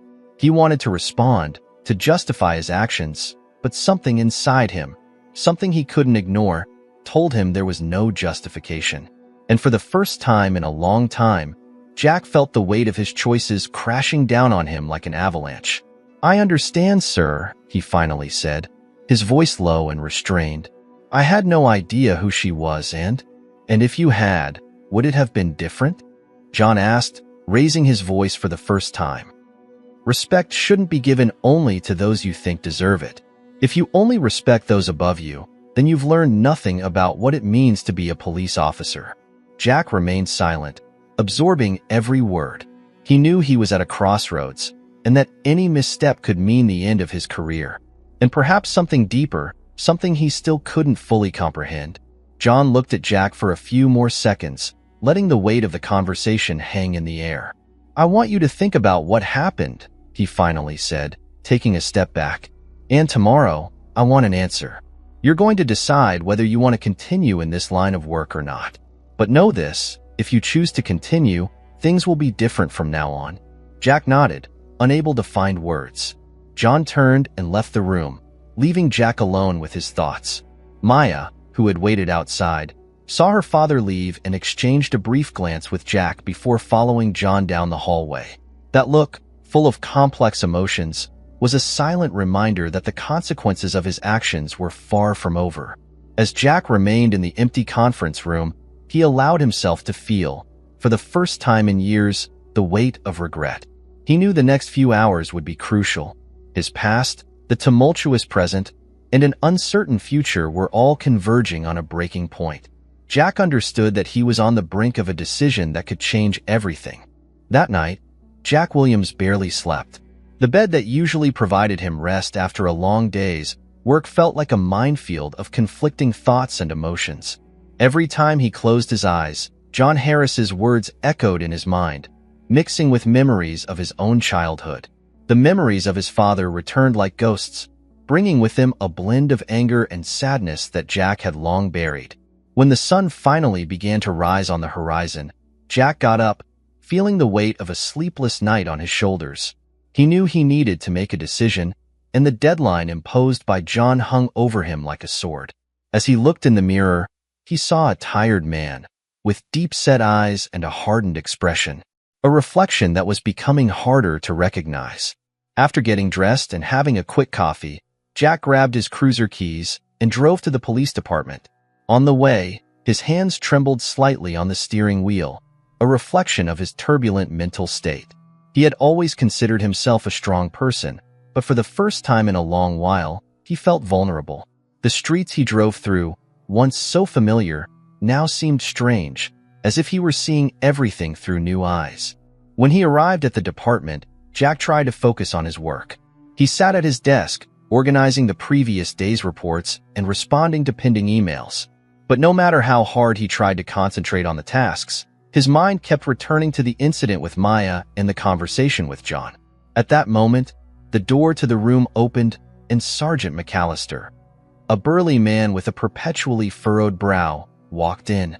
He was one of the department veterans, known for his no-nonsense attitude. McAllister was someone Jack respected, though he knew the sergeant had little patience for weakness. "Jack," McAllister began, approaching the desk, "we need to talk." Jack looked up, trying to hide the apprehension he felt. "About what, Sergeant?" "About the new boss and what he expects from all of us," McAllister replied, crossing his arms. "I know you and many others here are skeptical. Harris is different from the chiefs we've had before. He's not going to turn a blind eye to things we used to ignore." Jack nodded, unsure of what to say. McAllister continued, "I've heard some rumors about what happened with that girl yesterday. And Jack, you know we have a reputation to uphold. Harris is watching every move, and he won't hesitate to use any mistake against us." "I was just doing my job," Jack muttered, trying to defend himself.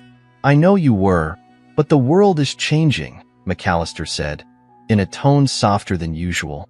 "Things we used to do without a second thought are now under scrutiny, and if we don't adapt, we'll be the first to fall." Jack realized that the sergeant wasn't there to condemn him, but to warn him. McAllister, despite his tough stance, was offering a kind of advice, something rare coming from him. "So, what do I do?" Jack asked, for the first time feeling the need for guidance. "You have two options," McAllister replied, leaning on the desk. "You can keep doing what you've always done and risk your career, or you can start thinking about how to adapt. Harris wants us to truly serve the community, not just maintain order the old way. If you can show him that you're willing to change, there might be a chance for you." Those words left Jack deep in thought. He had always taken pride in his work, in being a firm and resolute officer. But now, for the first time, he wondered if he was on the right path. "Thanks, Sergeant," Jack said. "Finally, I'll think about what you said." McAllister nodded and walked away, leaving Jack alone again with his thoughts. The sergeant's advice echoed in his mind as he prepared to face the day. There were patrols to be done, people to be monitored, but now, everything seemed different. Jack knew that sooner or later, he would have to face the new chief and possibly Maya again. And this time, he would need to be prepared for more than just imposing his authority. The hours dragged on at the department, and when the afternoon arrived, Jack received a notification on his phone. It was an invitation to a meeting with John Harris. Jack's heart raced, but he knew he couldn't avoid this encounter. He got up, quickly straightened his uniform, and headed to the chief's office. When he entered, he found John behind his desk, reviewing some documents. The new chief looked up when he saw Jack enter and gestured for him to sit down. "Jack, glad you came," John began, closing the folder in front of him. I want you to know I've thought a lot about what happened yesterday. This isn't an easy situation for anyone." Jack nodded, keeping his eyes fixed on the desk. He knew he needed to listen to what John had to say, even if it was painful. "My daughter," John continued, "is very important to me. And what happened yesterday, well, it wasn't the first time she's gone through something like this. But it's the first time it's happened with someone who works directly for me. That complicates things." "I understand, sir," Jack murmured, still not brave enough to meet the chief's eyes. John sighed, leaning forward. "I don't want to make a public spectacle out of this, Jack, but I can't just let it slide, either. The truth is, we're at a turning point. How we handle this could determine how this department is viewed going forward." "I didn't mean to cause trouble, sir," Jack began, finally lifting his gaze. "I was just trying to do what I thought was right at the time." "I know," John replied, with an unexpected softness, "and that's why I'm giving you a choice. You can apologize publicly and accept the consequences, which will include an internal investigation. Or you can try to keep going as you are, but in that case, we'll have to take more drastic measures." Jack felt the weight of those words. He knew that the decision he made wouldn't just affect his career, but also his own perception of who he was. He had always seen himself as someone who commanded respect, who maintained order. But now, for the first time, he was being forced to question whether the order he so valued wasn't actually harming those he was supposed to protect. "I need some time to think," Jack said, feeling the pressure mounting. "Of course," John replied, nodding, "but not too much time. Things need to be resolved quickly, both for you and for the department." Jack stood up, feeling heavy and confused. John watched him for a moment before adding, "Jack, I know this isn't an easy situation, but you have the chance to do the right thing. Think carefully about what really matters." As he left the office, Jack felt as if he were carrying the weight of the world on his shoulders. He knew that John's words held a deep truth, but even so, his wounded pride and fear of the consequences made him hesitate. Outside the building, Jack found Maya sitting on a bench, looking at her phone. When she saw him, her expression was hard to decipher. There was no anger, but there was also no sympathy. Just a neutral look, as if she were trying to understand the man in front of her. Jack, not exactly knowing why, decided to approach. "Maya," he said, somewhat awkwardly, "I wanted to apologize for what happened yesterday." Maya looked up, surprised, but said nothing. Jack continued, "I know I was unfair. I shouldn't have treated you that way. I was wrong." There was an uncomfortable silence as Maya processed Jack's words. Finally, she responded, with a surprising calmness, "You don't know anything about me, Jack. But what you did yesterday, it happens all the time to people like me. What matters is what you're going to do from here on out." Jack felt a pang of shame, but also understanding. Maya was right. The apology was just the beginning, and the real test would be how he acted from now on. "I'm going to try to be better," Jack said, with more conviction. "I can't change the past, but I want to change the future." Maya watched him for a few more seconds before finally nodding. "I hope so," she said, standing up from the bench, "because if you don't, you're going to end up destroying yourself." With those words, Maya walked away, leaving Jack alone to reflect.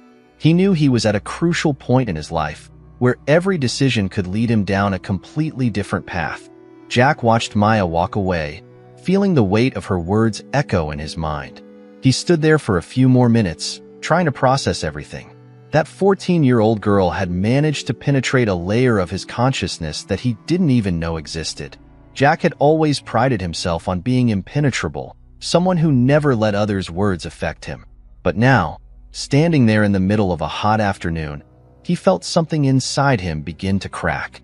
Back at the department, Jack spent the rest of the day in a sort of haze. He performed his tasks on autopilot, responding mechanically to colleagues, filling out reports without really paying attention to what he was writing. His mind was trapped in the conversations he had had, first with John, then with Maya. The internal struggle he had been trying to ignore was now at the surface. When the day finally ended, Jack found himself too drained to face the heavy New York traffic. He decided to walk, something he rarely did. He walked through the busy streets of the Bronx, observing the people around him. Men and women returning from work, teenagers laughing with each other, children chasing after a soccer ball. He had never really paid attention to them, always seeing them through a lens of suspicion as potential sources of trouble. As he walked, he came across a small park.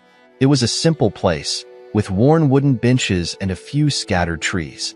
He saw a group of young people playing basketball on the park's court, their laughter echoing in the air. For a moment, Jack allowed himself to sit on one of the benches and watch them. He remembered his own youth when he played basketball with his friends on the school court, before life hardened him, before the weight of being a Williams began to impose itself. One memory, in particular, came back with force. He was 15 years old and had just scored the winning point in a game against another school team. His friends lifted him into the air, celebrating as if they had won the championship. It was a moment of pure joy, but when he got home, the reception was very different. His father, as always, was sitting in the armchair with a bottle of whiskey in hand. "Who do you think you are, huh?" his father said, his voice slurred with alcohol. "Hanging around with those kids, playing basketball like it's something? You're nothing, Jack. Nothing." His father's words were like a knife plunged into his young heart.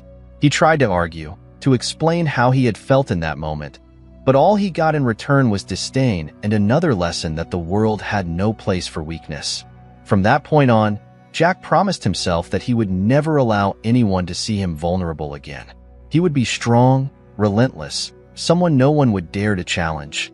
Now, sitting on that park bench, Jack wondered if that promise had turned him into the man he was today. A tough man, yes, but also one full of resentment and empty inside. He had always thought he was protecting himself, but could it be that he was just perpetuating the cycle of pain his father had started? His phone vibrated in his pocket, interrupting his thoughts. It was a message from Sergeant McAllister, reminding him of the meeting the next morning, where he would need to give an answer to John Harris. The meeting where his future would be decided. Jack sighed, got up from the bench, and started walking back home.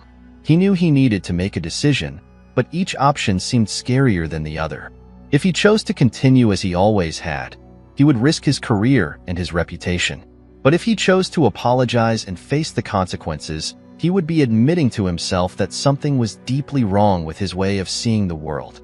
Night fell quickly, and Jack finally got home. The apartment was dark and silent, a stark contrast to the noise of the streets outside. He turned on a dim light in the living room and collapsed onto the couch, staring at the ceiling. For the first time in a long time, Jack felt completely lost. He decided to turn on the television, hoping to distract his mind, but nothing seemed to hold his attention. The news was talking about protests in various cities across the country against police brutality and systemic racism. Jack changed the channel, trying to avoid the discomfort he felt hearing those stories, but the images continued to invade his mind. He knew that these people were protesting against everything he represented. It made him wonder, what if they were right? He turned off the TV and got up, walking over to the window. The distant sounds of the city came through the cracks in the window, but he was immersed in his own thoughts. His eyes wandered around the room until they landed on a framed photo on the coffee table. It was an old photo from his police academy graduation. He was there, smiling alongside his colleagues, with the badge gleaming on his chest. At the time, that badge represented a promise of respect and power to him. But now, looking at that photo, he wondered how much of that idealistic young man was left in him. The night passed slowly, and Jack finally forced himself to sleep. His sleep was restless, disturbed by dreams that were more like nightmares. He dreamed of his father, who appeared out of nowhere, always with a disapproving look, as if he were observing all of Jack's mistakes. He dreamed of Maya, but instead of a teenager, she was a younger version of herself, looking at him with big, tearful eyes. And he, powerless, couldn't do anything to help her. When the alarm went off the next morning, Jack felt exhausted. Even with few hours of sleep, he knew the day would be long and crucial. He put on his uniform, clipped the badge to his belt, and before leaving, took one last look in the mirror. There was no more avoiding it. He needed to face John, face Maya, but above all, face himself. When he arrived at the department, he found McAllister already waiting. The sergeant looked at him with a mix of curiosity and concern. "Are you ready?" McAllister asked. Jack took a deep breath and nodded. As ready as I'll ever be. Remember what I said, Jack, McAllister advised. What you decide today could change everything. Jack just nodded again, speechless. He followed McAllister down the hallway to the conference room, where John Harris was already waiting. Maya wasn't present, and Jack felt a momentary relief because of that. John greeted him with a nod and indicated that he should sit. The room was cold, the air conditioner humming softly in the background, creating a contrast with the heat outside. Jack, John began, getting straight to the point. I know you spent the night thinking about what we discussed yesterday, and now I want to know, what is your decision? Jack looked at John, his mind spinning with all the possibilities. For a moment, he thought about continuing as he was, justifying his actions and trying to maintain control. But at the same time, a small voice inside him said that maybe it was time to admit that something was wrong. Maybe it was time to face what he had been avoiding for so long. I'm going to apologize, Jack said, his voice firm, though a small part of him still hesitated. And I'm willing to face the consequences. John observed him in silence for a few seconds, evaluating his words. Then, he slowly nodded. This isn't going to be easy, Jack, John said, with a tone that mixed seriousness with understanding. But it's the right step. The internal investigation will start immediately, and you'll need to cooperate fully. This isn't just for the department, but for you as well. This is the time to confront your own demons and understand why this happened. Jack felt a lump in his throat, but he maintained his composure. He knew John was right, and that although the path would be difficult, he could no longer turn back. By accepting to apologize and face the consequences, Jack took the first step towards something he had never really considered, the possibility of change. John stood up and extended his hand to Jack, who shook it firmly. I hope you take this seriously, Jack, John said, looking directly into his eyes. There's a lot at stake, not just for you, but for all of us. I will, sir, Jack responded, with renewed determination. I know I have a lot to learn, but I'm willing to try. John nodded again, and the two men parted ways. Jack left the room with a mix of relief and apprehension. The path he had chosen was the hardest, but it was also the only one that could lead him to some form of redemption. As Jack walked down the hallway, his mind still reeling from the decision he had just made. Each step felt heavy, as if he were carrying the weight of years of wrong decisions, of deep-seated prejudices, and of a distorted view of what it meant to be strong. He knew he had chosen the harder path, but he also knew it was the only one that could lead to some kind of redemption. Back at his post, Jack found the atmosphere in the department more tense than ever. His colleagues, who had always treated him with respect and even a certain fear, now looked at him with curiosity, some with disapproval. News traveled fast, and many already knew that Jack had agreed to submit to the internal investigation. To some, it was seen as an act of weakness, to others, as a desperate attempt to save his career. But for Jack, it was something much deeper. As he sat at his desk, Jack picked up a pen and began to doodle on paper, trying to organize his thoughts. He knew that the investigation would bring to light all his past behaviors, all the times he had abused his position, but at the same time, he hoped it would also be an opportunity to confront his failures head-on. Sergeant McAllister walked past Jack's desk, pausing for a moment. He observed him in silence before approaching. Jack, I heard, McAllister said, in a tone that was neither critical nor congratulatory, but something in between. You did what you thought was right. It's going to be tough, but you can come out of this stronger. I hope so, Jack replied, not lifting his eyes from the paper he was doodling on. Because I don't know what else to do besides this. McAllister nodded. You're going to have to face a lot, both inside and outside of yourself. But if there's one thing I've learned in this job, it's that everyone has a chance to redeem themselves if they really want to. Jack looked at McAllister, seeing in him a paternal figure that, in a way, he had always wished he had. The sergeant, with all his rigidity and pragmatism, was also a man of principles, and Jack knew his words weren't spoken lightly. Thank you, Sergeant, Jack said, feeling some comfort in the words of his mentor. You don't need to thank me, Jack. Just make it worth it, McAllister responded before moving on, leaving Jack alone again with his thoughts. Later that same day, Jack received a call requesting his presence in the meeting room. When he entered, he saw that Maya was there, along with 2 internal affairs officers. The sight of Maya made him take a deep breath.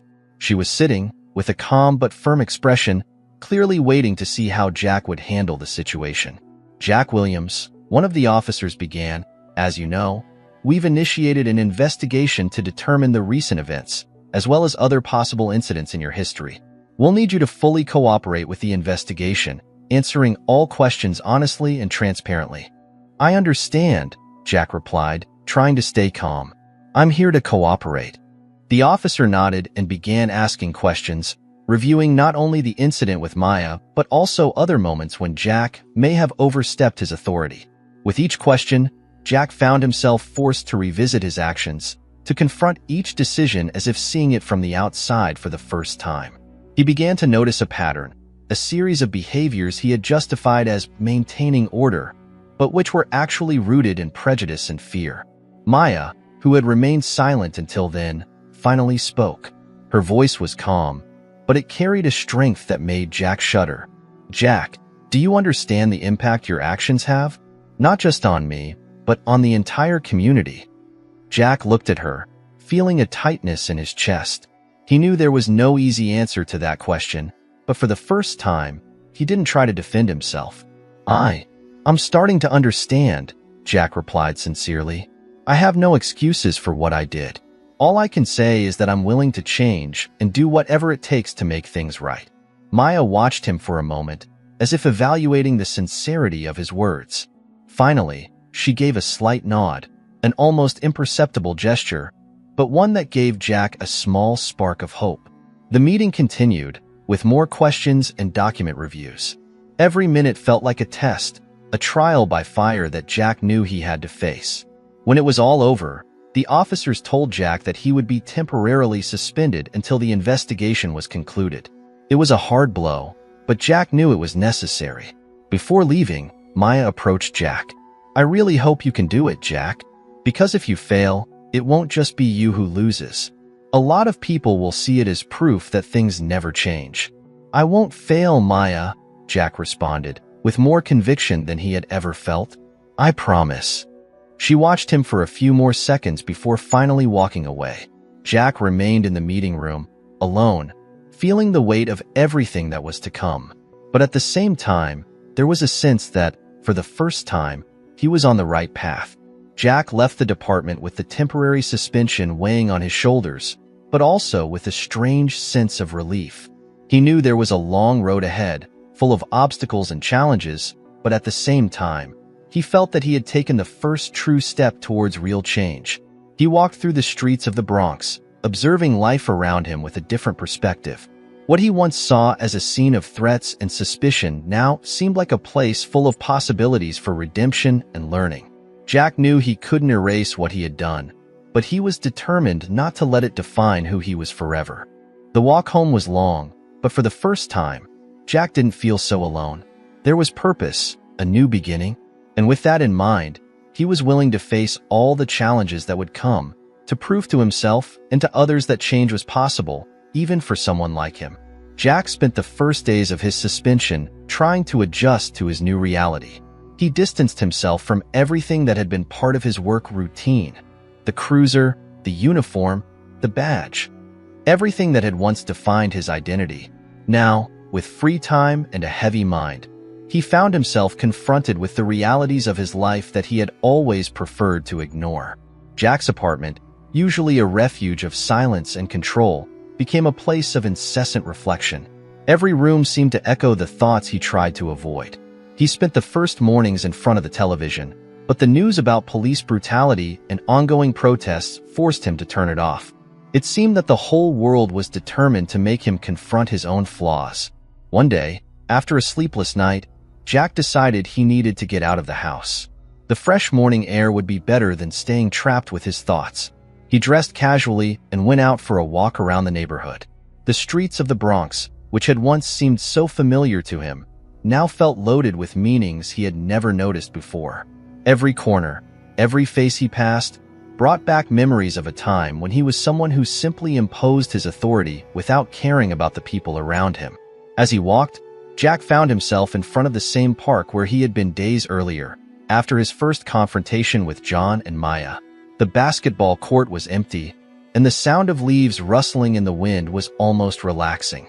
He sat on the same bench where he had reflected on his youth and allowed himself, for the first time, to delve even deeper into the memories he avoided. At that moment, Jack was interrupted by a familiar voice. "Jack? Didn't expect to see you here." It was Carl, the same man who had confronted him right after the incident with Maya. Carl was standing a few feet away, watching him with a mix of surprise and curiosity. Jack, who had always been defensive in front of Carl, now felt that this encounter could be different. "Hey, Carl," Jack replied, without his usual arrogance. "I just needed some time away from the house." Carl approached and sat on the bench next to Jack. For a moment, both were silent, each lost in their own thoughts. "I heard about the suspension," Carl finally said, with a tone more understanding than critical. "Can't be easy." "No, it isn't," Jack replied, feeling the honesty of those words weigh on him. "But maybe it's what I deserve." Carl looked at Jack, surprised. "Deserve? You really believe that?" "I don't know, Carl," Jack replied, sighing deeply. "I've spent my whole life thinking I was doing the right thing. But now, it feels like everything I did was wrong." Carl nodded slowly, as if processing Jack's words. "You know, Jack, I always thought you had the potential to be different. I knew you when you were young, and I remember seeing something in you that I didn't see in many others. But over time, you changed, you hardened, and you became, well, like your father." Those words hit Jack hard. He had always avoided thinking about the comparison between him and his father. But now, here, in front of Carl, he could no longer escape it. "I never wanted to be like him," Jack admitted, with a vulnerability he rarely showed. "But somehow, I ended up just like him." Carl watched him for a moment before responding. "There's still time to change, Jack. It's never too late for that. What matters is what you do from now on." Jack nodded, absorbing Carl's words. That conversation, though painful, was what he needed to hear. Carl, who had always been a critic, was now offering a path to redemption, a path that Jack knew he needed to follow. "I want to change, Carl," Jack said, with more conviction, "but I don't know where to start." Carl smiled slightly, as if he could see a spark of the young man he had known so many years ago. "Start by admitting your mistakes, Jack. Not just to others, but to yourself. And then, well, then you find a way to do things differently." Jack felt a sense of relief hearing that. For the first time, he didn't feel completely lost. There was a path, even if it was difficult and full of obstacles. He knew there was still much to face, but now, at least, he had a direction. The following days were dedicated to deep introspection. Jack began to search for answers to questions he had never allowed himself to ask before. He sifted through his mind, revisiting painful memories, confronting the choices he had made and the motives behind them. Each day was a battle against his own demons, but with each small victory, he felt he was one step closer to redemption. He decided it was time to approach John Harris again, but this time, in a different way. He wanted to show that he was taking seriously the commitment he had made, both to Maya and to himself. He called the chief, requesting a meeting outside the department, in a quiet cafe where they could talk calmly. John agreed to the meeting, and when Jack arrived at the cafe, he found the chief already seated, reviewing some documents. Upon seeing him, John put away the papers and gave a slight smile.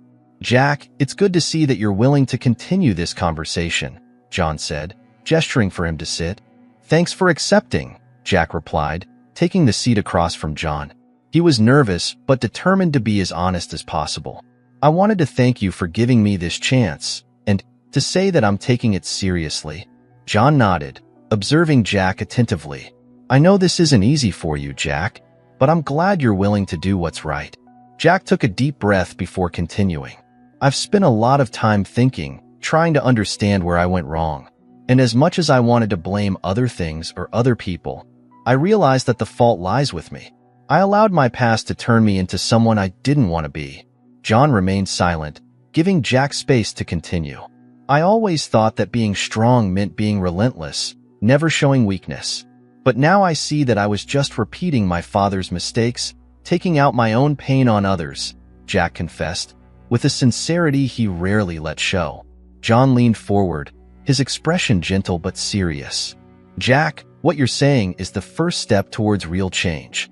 Recognizing your mistakes and understanding where they come from is crucial. But it's also important to understand that change doesn't happen overnight. It takes time, and it's often painful. I know, Jack replied, his voice firm, and I'm willing to go through it. I just need a path, a direction. John smiled slightly.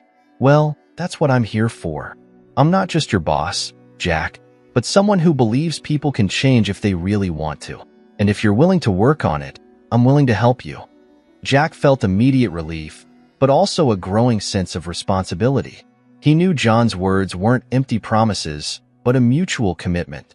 Jack would have to prove himself, not just to John or Maya, but to himself. In the following days, Jack began to work on small steps. He got involved with the community project that John was implementing, aimed at improving relations between the police and minority communities. The work wasn't easy. Jack constantly found himself confronted with his own prejudices, but he was determined to face each one head-on. During one of the project's meetings, Jack had an unexpected conversation with Maya. She was actively participating in the discussions, offering ideas and suggestions on how to bring the police closer to the community's youth. Do you really believe this will work? Jack asked her during a break, his voice filled with uncertainty. Maya looked at him, assessing his intentions.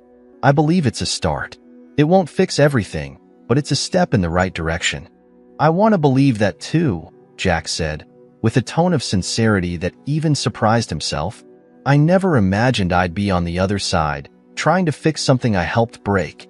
Maya smiled slightly, a gesture that Jack took as a sign that maybe, just maybe, he was on the right path. That's how change happens, Jack. One step at a time. And every step counts. With the passing weeks, Jack became more deeply involved in the project.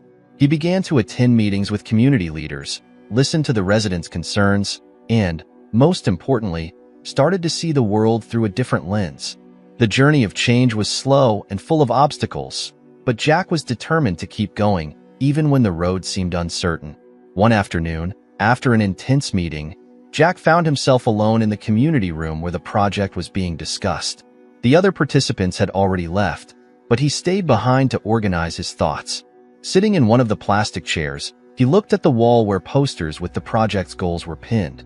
Every word, every objective, seemed closer than he had ever imagined possible.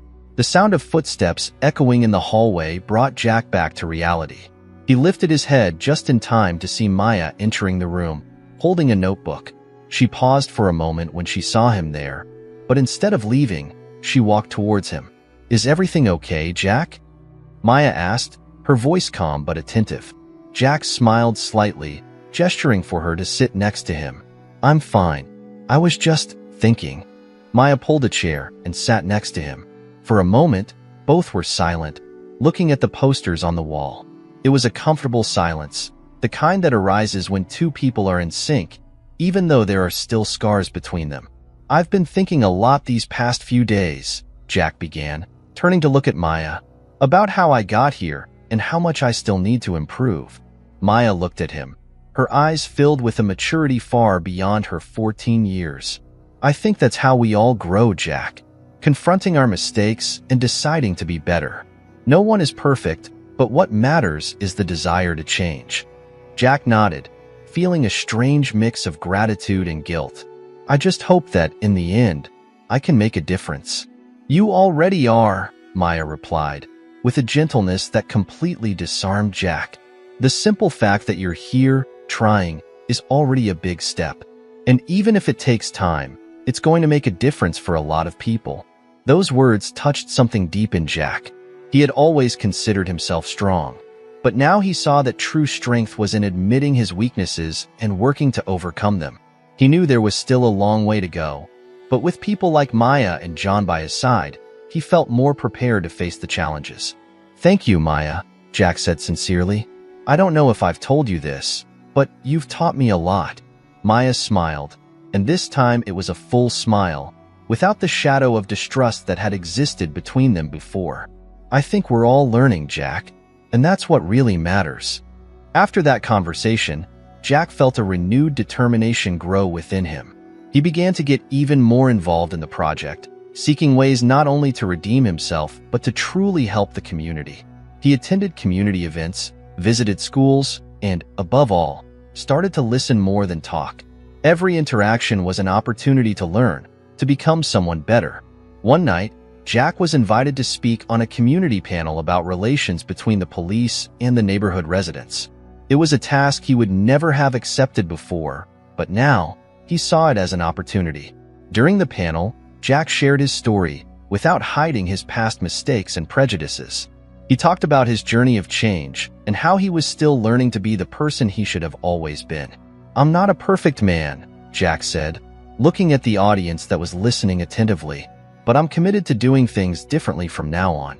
I can't erase the past, but I can work to ensure that the future is better, not just for me, but for all of us." Jack's words were met with respectful silence, followed by applause. He knew he still had much to prove, but for the first time in a long time, he felt he was on the right track. In the days that followed, Jack continued to dedicate himself to the project and the community. He knew the internal investigation was still ongoing, and that his future in the police force was far from guaranteed. But now, that mattered less. What really mattered was that he was beginning to reconcile with his mistakes, to rebuild his life on new foundations. Finally, after weeks of hard work, Jack received a call from John Harris. The investigation had concluded, and he was to report to the department for a final meeting. Jack knew this would be a decisive moment, but he felt more prepared than ever. At the department, Jack was greeted by John and other members of the administration. There was tension in the air, but also a sense of resolution. "Jack," John began, his voice firm but not without a hint of empathy. "The investigation is over, and we're here to discuss the results." Jack nodded, taking a deep breath, ready to face whatever came. It was determined that while your actions in the past were wrong, you have shown a genuine commitment to change and redemption. This, along with the work you've done in the community in recent weeks, was taken into consideration, John continued. "Therefore, you'll be reinstated to the department, but with one condition." Jack looked at John, waiting for the condition he had mentioned. "You'll be placed in a position where you can continue to work directly with the community, helping to build bridges between the police and the residents. This means your role will be different from what you're used to, but it also means you'll have the chance to continue making a difference," John explained. Jack felt immediate relief, mixed with a deep sense of responsibility. He knew this was the beginning of a new phase in his life, a phase where he could finally start to redeem himself. "Thank you, John," Jack said sincerely. "I won't let you down." John nodded. "I believe in you, Jack, and I know that, over time, you'll show everyone that you can make a difference." When Jack left the room, he felt lighter than he had in months. He knew there was still a long road ahead, but now, he had something to fight for. With the chance to start over, he was determined to be the change he should have always been. As he left the department, Jack found Maya waiting for him. She had an expectant look, as if she were waiting for news. "So, how did it go?" Maya asked, tilting her head to the side. "I was reinstated," Jack replied, a shy smile spreading across his face. "With a new role, but I'm back." Maya smiled, this time with genuine joy. "I knew you could do it, Jack. I'm proud of you." "I couldn't have done it without you, Maya," Jack replied, feeling incredibly grateful. "And I promise I'll keep working hard. I won't waste this chance." Maya nodded, and together, they walked out of the building, ready to face the future. Jack knew that the road ahead would still be difficult, full of challenges and tests. But with the support of people like Maya and John, and with his own renewed determination, he was ready to face whatever came. He had chosen redemption, and now, he was determined to walk that path, one step at a time. The days following Jack's reinstatement were a mix of challenges and small triumphs. His new role in the department was significantly different from what he was used to. Instead of patrolling the streets with a rigid and relentless stance, he now found himself working directly with the community in initiatives aimed at building trust between the police and the residents of the Bronx. One of Jack's first tasks was to coordinate a mentorship project for at-risk youth. The idea was simple: Reach out to teenagers who were on the verge of falling into a cycle of crime and show them alternatives. Jack, with his experience and his story, was seen as the ideal person to lead this initiative.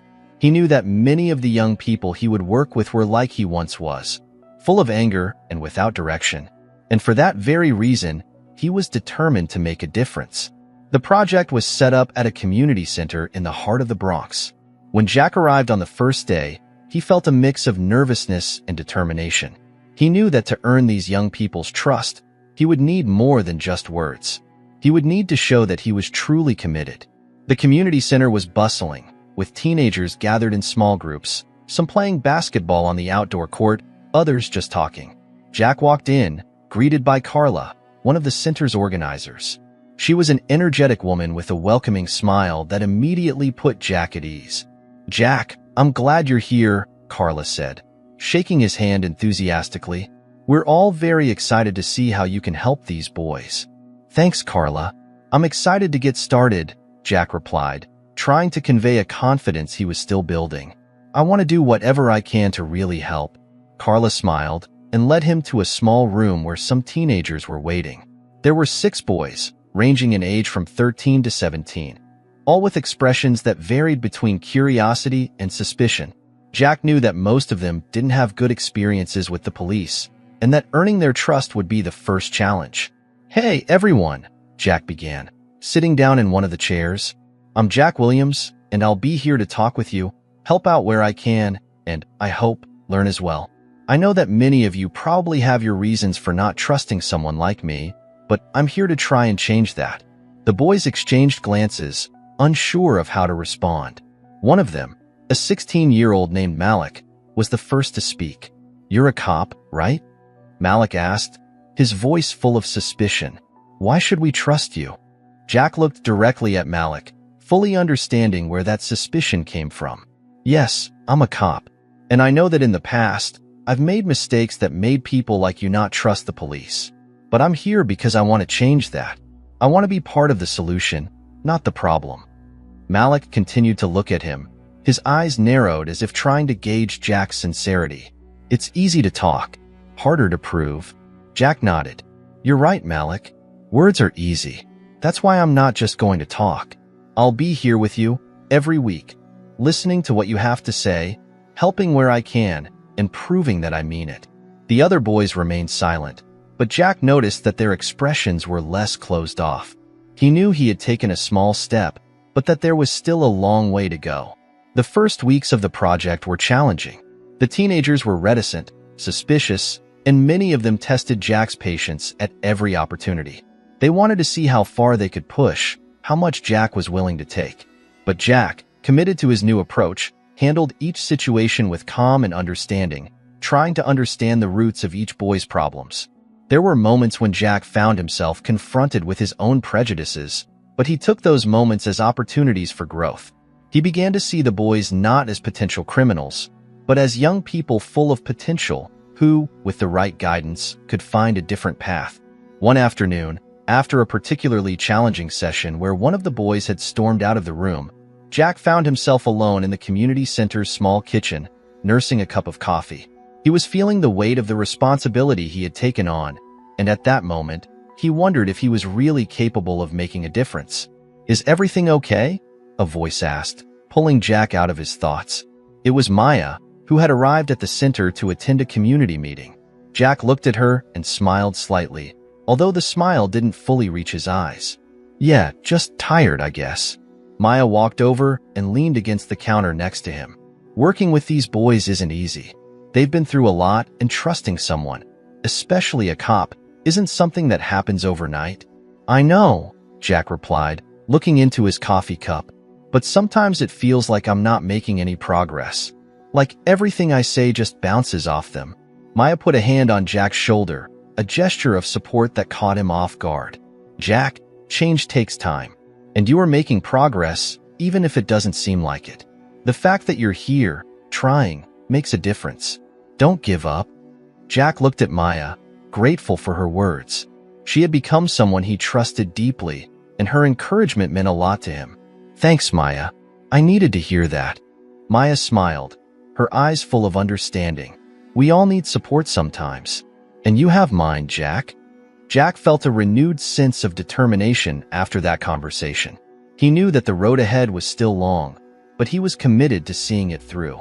As the weeks turned into months, Jack began to see the fruits of his labor. The boys in the mentorship program started to open up more, sharing their experiences, their fears, and their hopes. Jack realized that by listening more than he talked, he was beginning to build something real with them. One of the boys, Malik, who had been the most resistant at first, started to show signs of change. He began to participate more in the activities, to take Jack's advice more seriously, and to express an interest in doing something positive with his life.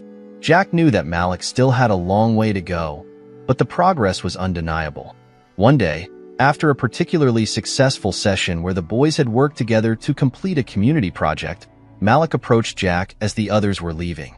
"Jack," Malik began, a bit hesitant, "I just wanted to say thanks for not giving up on us." Jack felt a lump in his throat as he heard those words. It was the first time any of the boys had expressed something like that, and it meant more to him than he could say. "I'm the one who should be thanking you, Malik, for trusting me, even a little. It's a two-way street." Malik smiled, a rare sight, and nodded. "Yeah, I guess it is." As Malik walked away, Jack watched him, feeling a deep sense of satisfaction. He knew that this was just the beginning and that there were still many challenges ahead, but moments like this made everything worth it. The months that followed saw Jack continuing to build on these successes. He became a familiar and respected figure at the community center, and his work with the mentorship program began to attract attention from other departments. Jack was even invited to speak at a conference on community policing, where he shared his experiences and the lessons he had learned. At the conference, Jack stood before an audience of police officers, community leaders, and social workers. He felt nervous, but also determined to convey the importance of the work he was doing. "When I first started this journey," Jack began, his voice steady, "I was full of anger, resentment, and a sense of superiority that I thought came with wearing this uniform. But over time, I've learned that true strength doesn't come from imposing authority. It comes from understanding, from listening, and from being willing to change." The audience listened attentively as Jack shared his story, the mistakes he had made, and the steps he had taken to redeem himself. He talked about the mentorship program, about the boys who had taught him more than he could have ever taught them, and about the importance of building bridges instead of walls. "I'm not a perfect man," Jack concluded, "but I'm committed to being a better one. And I believe that if we all take a step back and look at the world through a different lens, we can start to make the changes that are so desperately needed." Jack's speech was met with applause, and as he stepped down from the podium, he felt a deep sense of accomplishment. He knew there was still much work to be done, but he also knew that he was on the right path. As Jack continued his work in the community, he also began to rebuild his personal life. He reconnected with old friends, reached out to estranged family members, and even started attending therapy sessions to deal with the deep-seated issues that had shaped him. One day, as Jack was walking through the streets of the Bronx, he ran into Carl. The older man smiled when he saw Jack and greeted him warmly. "Jack, good to see you," Carl said, clapping him on the back. "You've been doing good work. People are talking." "Thanks, Carl," Jack replied, genuinely pleased. "It hasn't been easy, but it's been worth it." Carl nodded, a look of approval in his eyes. "You've come a long way, Jack, and I'm proud of you. Keep it up." Jack felt a swell of pride at Carl's words. Coming from someone he respected so much, they meant the world to him. As the sun began to set, casting a warm glow over the city, Jack realized that he had finally found his place in the world. It wasn't the place he had originally envisioned, but it was one that brought him peace, fulfillment, and a sense of purpose. Jack knew that the journey of change was ongoing, that there would always be new challenges to face, new obstacles to overcome. But with the support of the community, and with the lessons he had learned along the way, he felt ready to face whatever came next. And as he walked through the streets, surrounded by the sounds and sights of the Bronx, Jack felt a deep sense of gratitude. He had been given a second chance, and he was determined to make the most of it, one day at a time.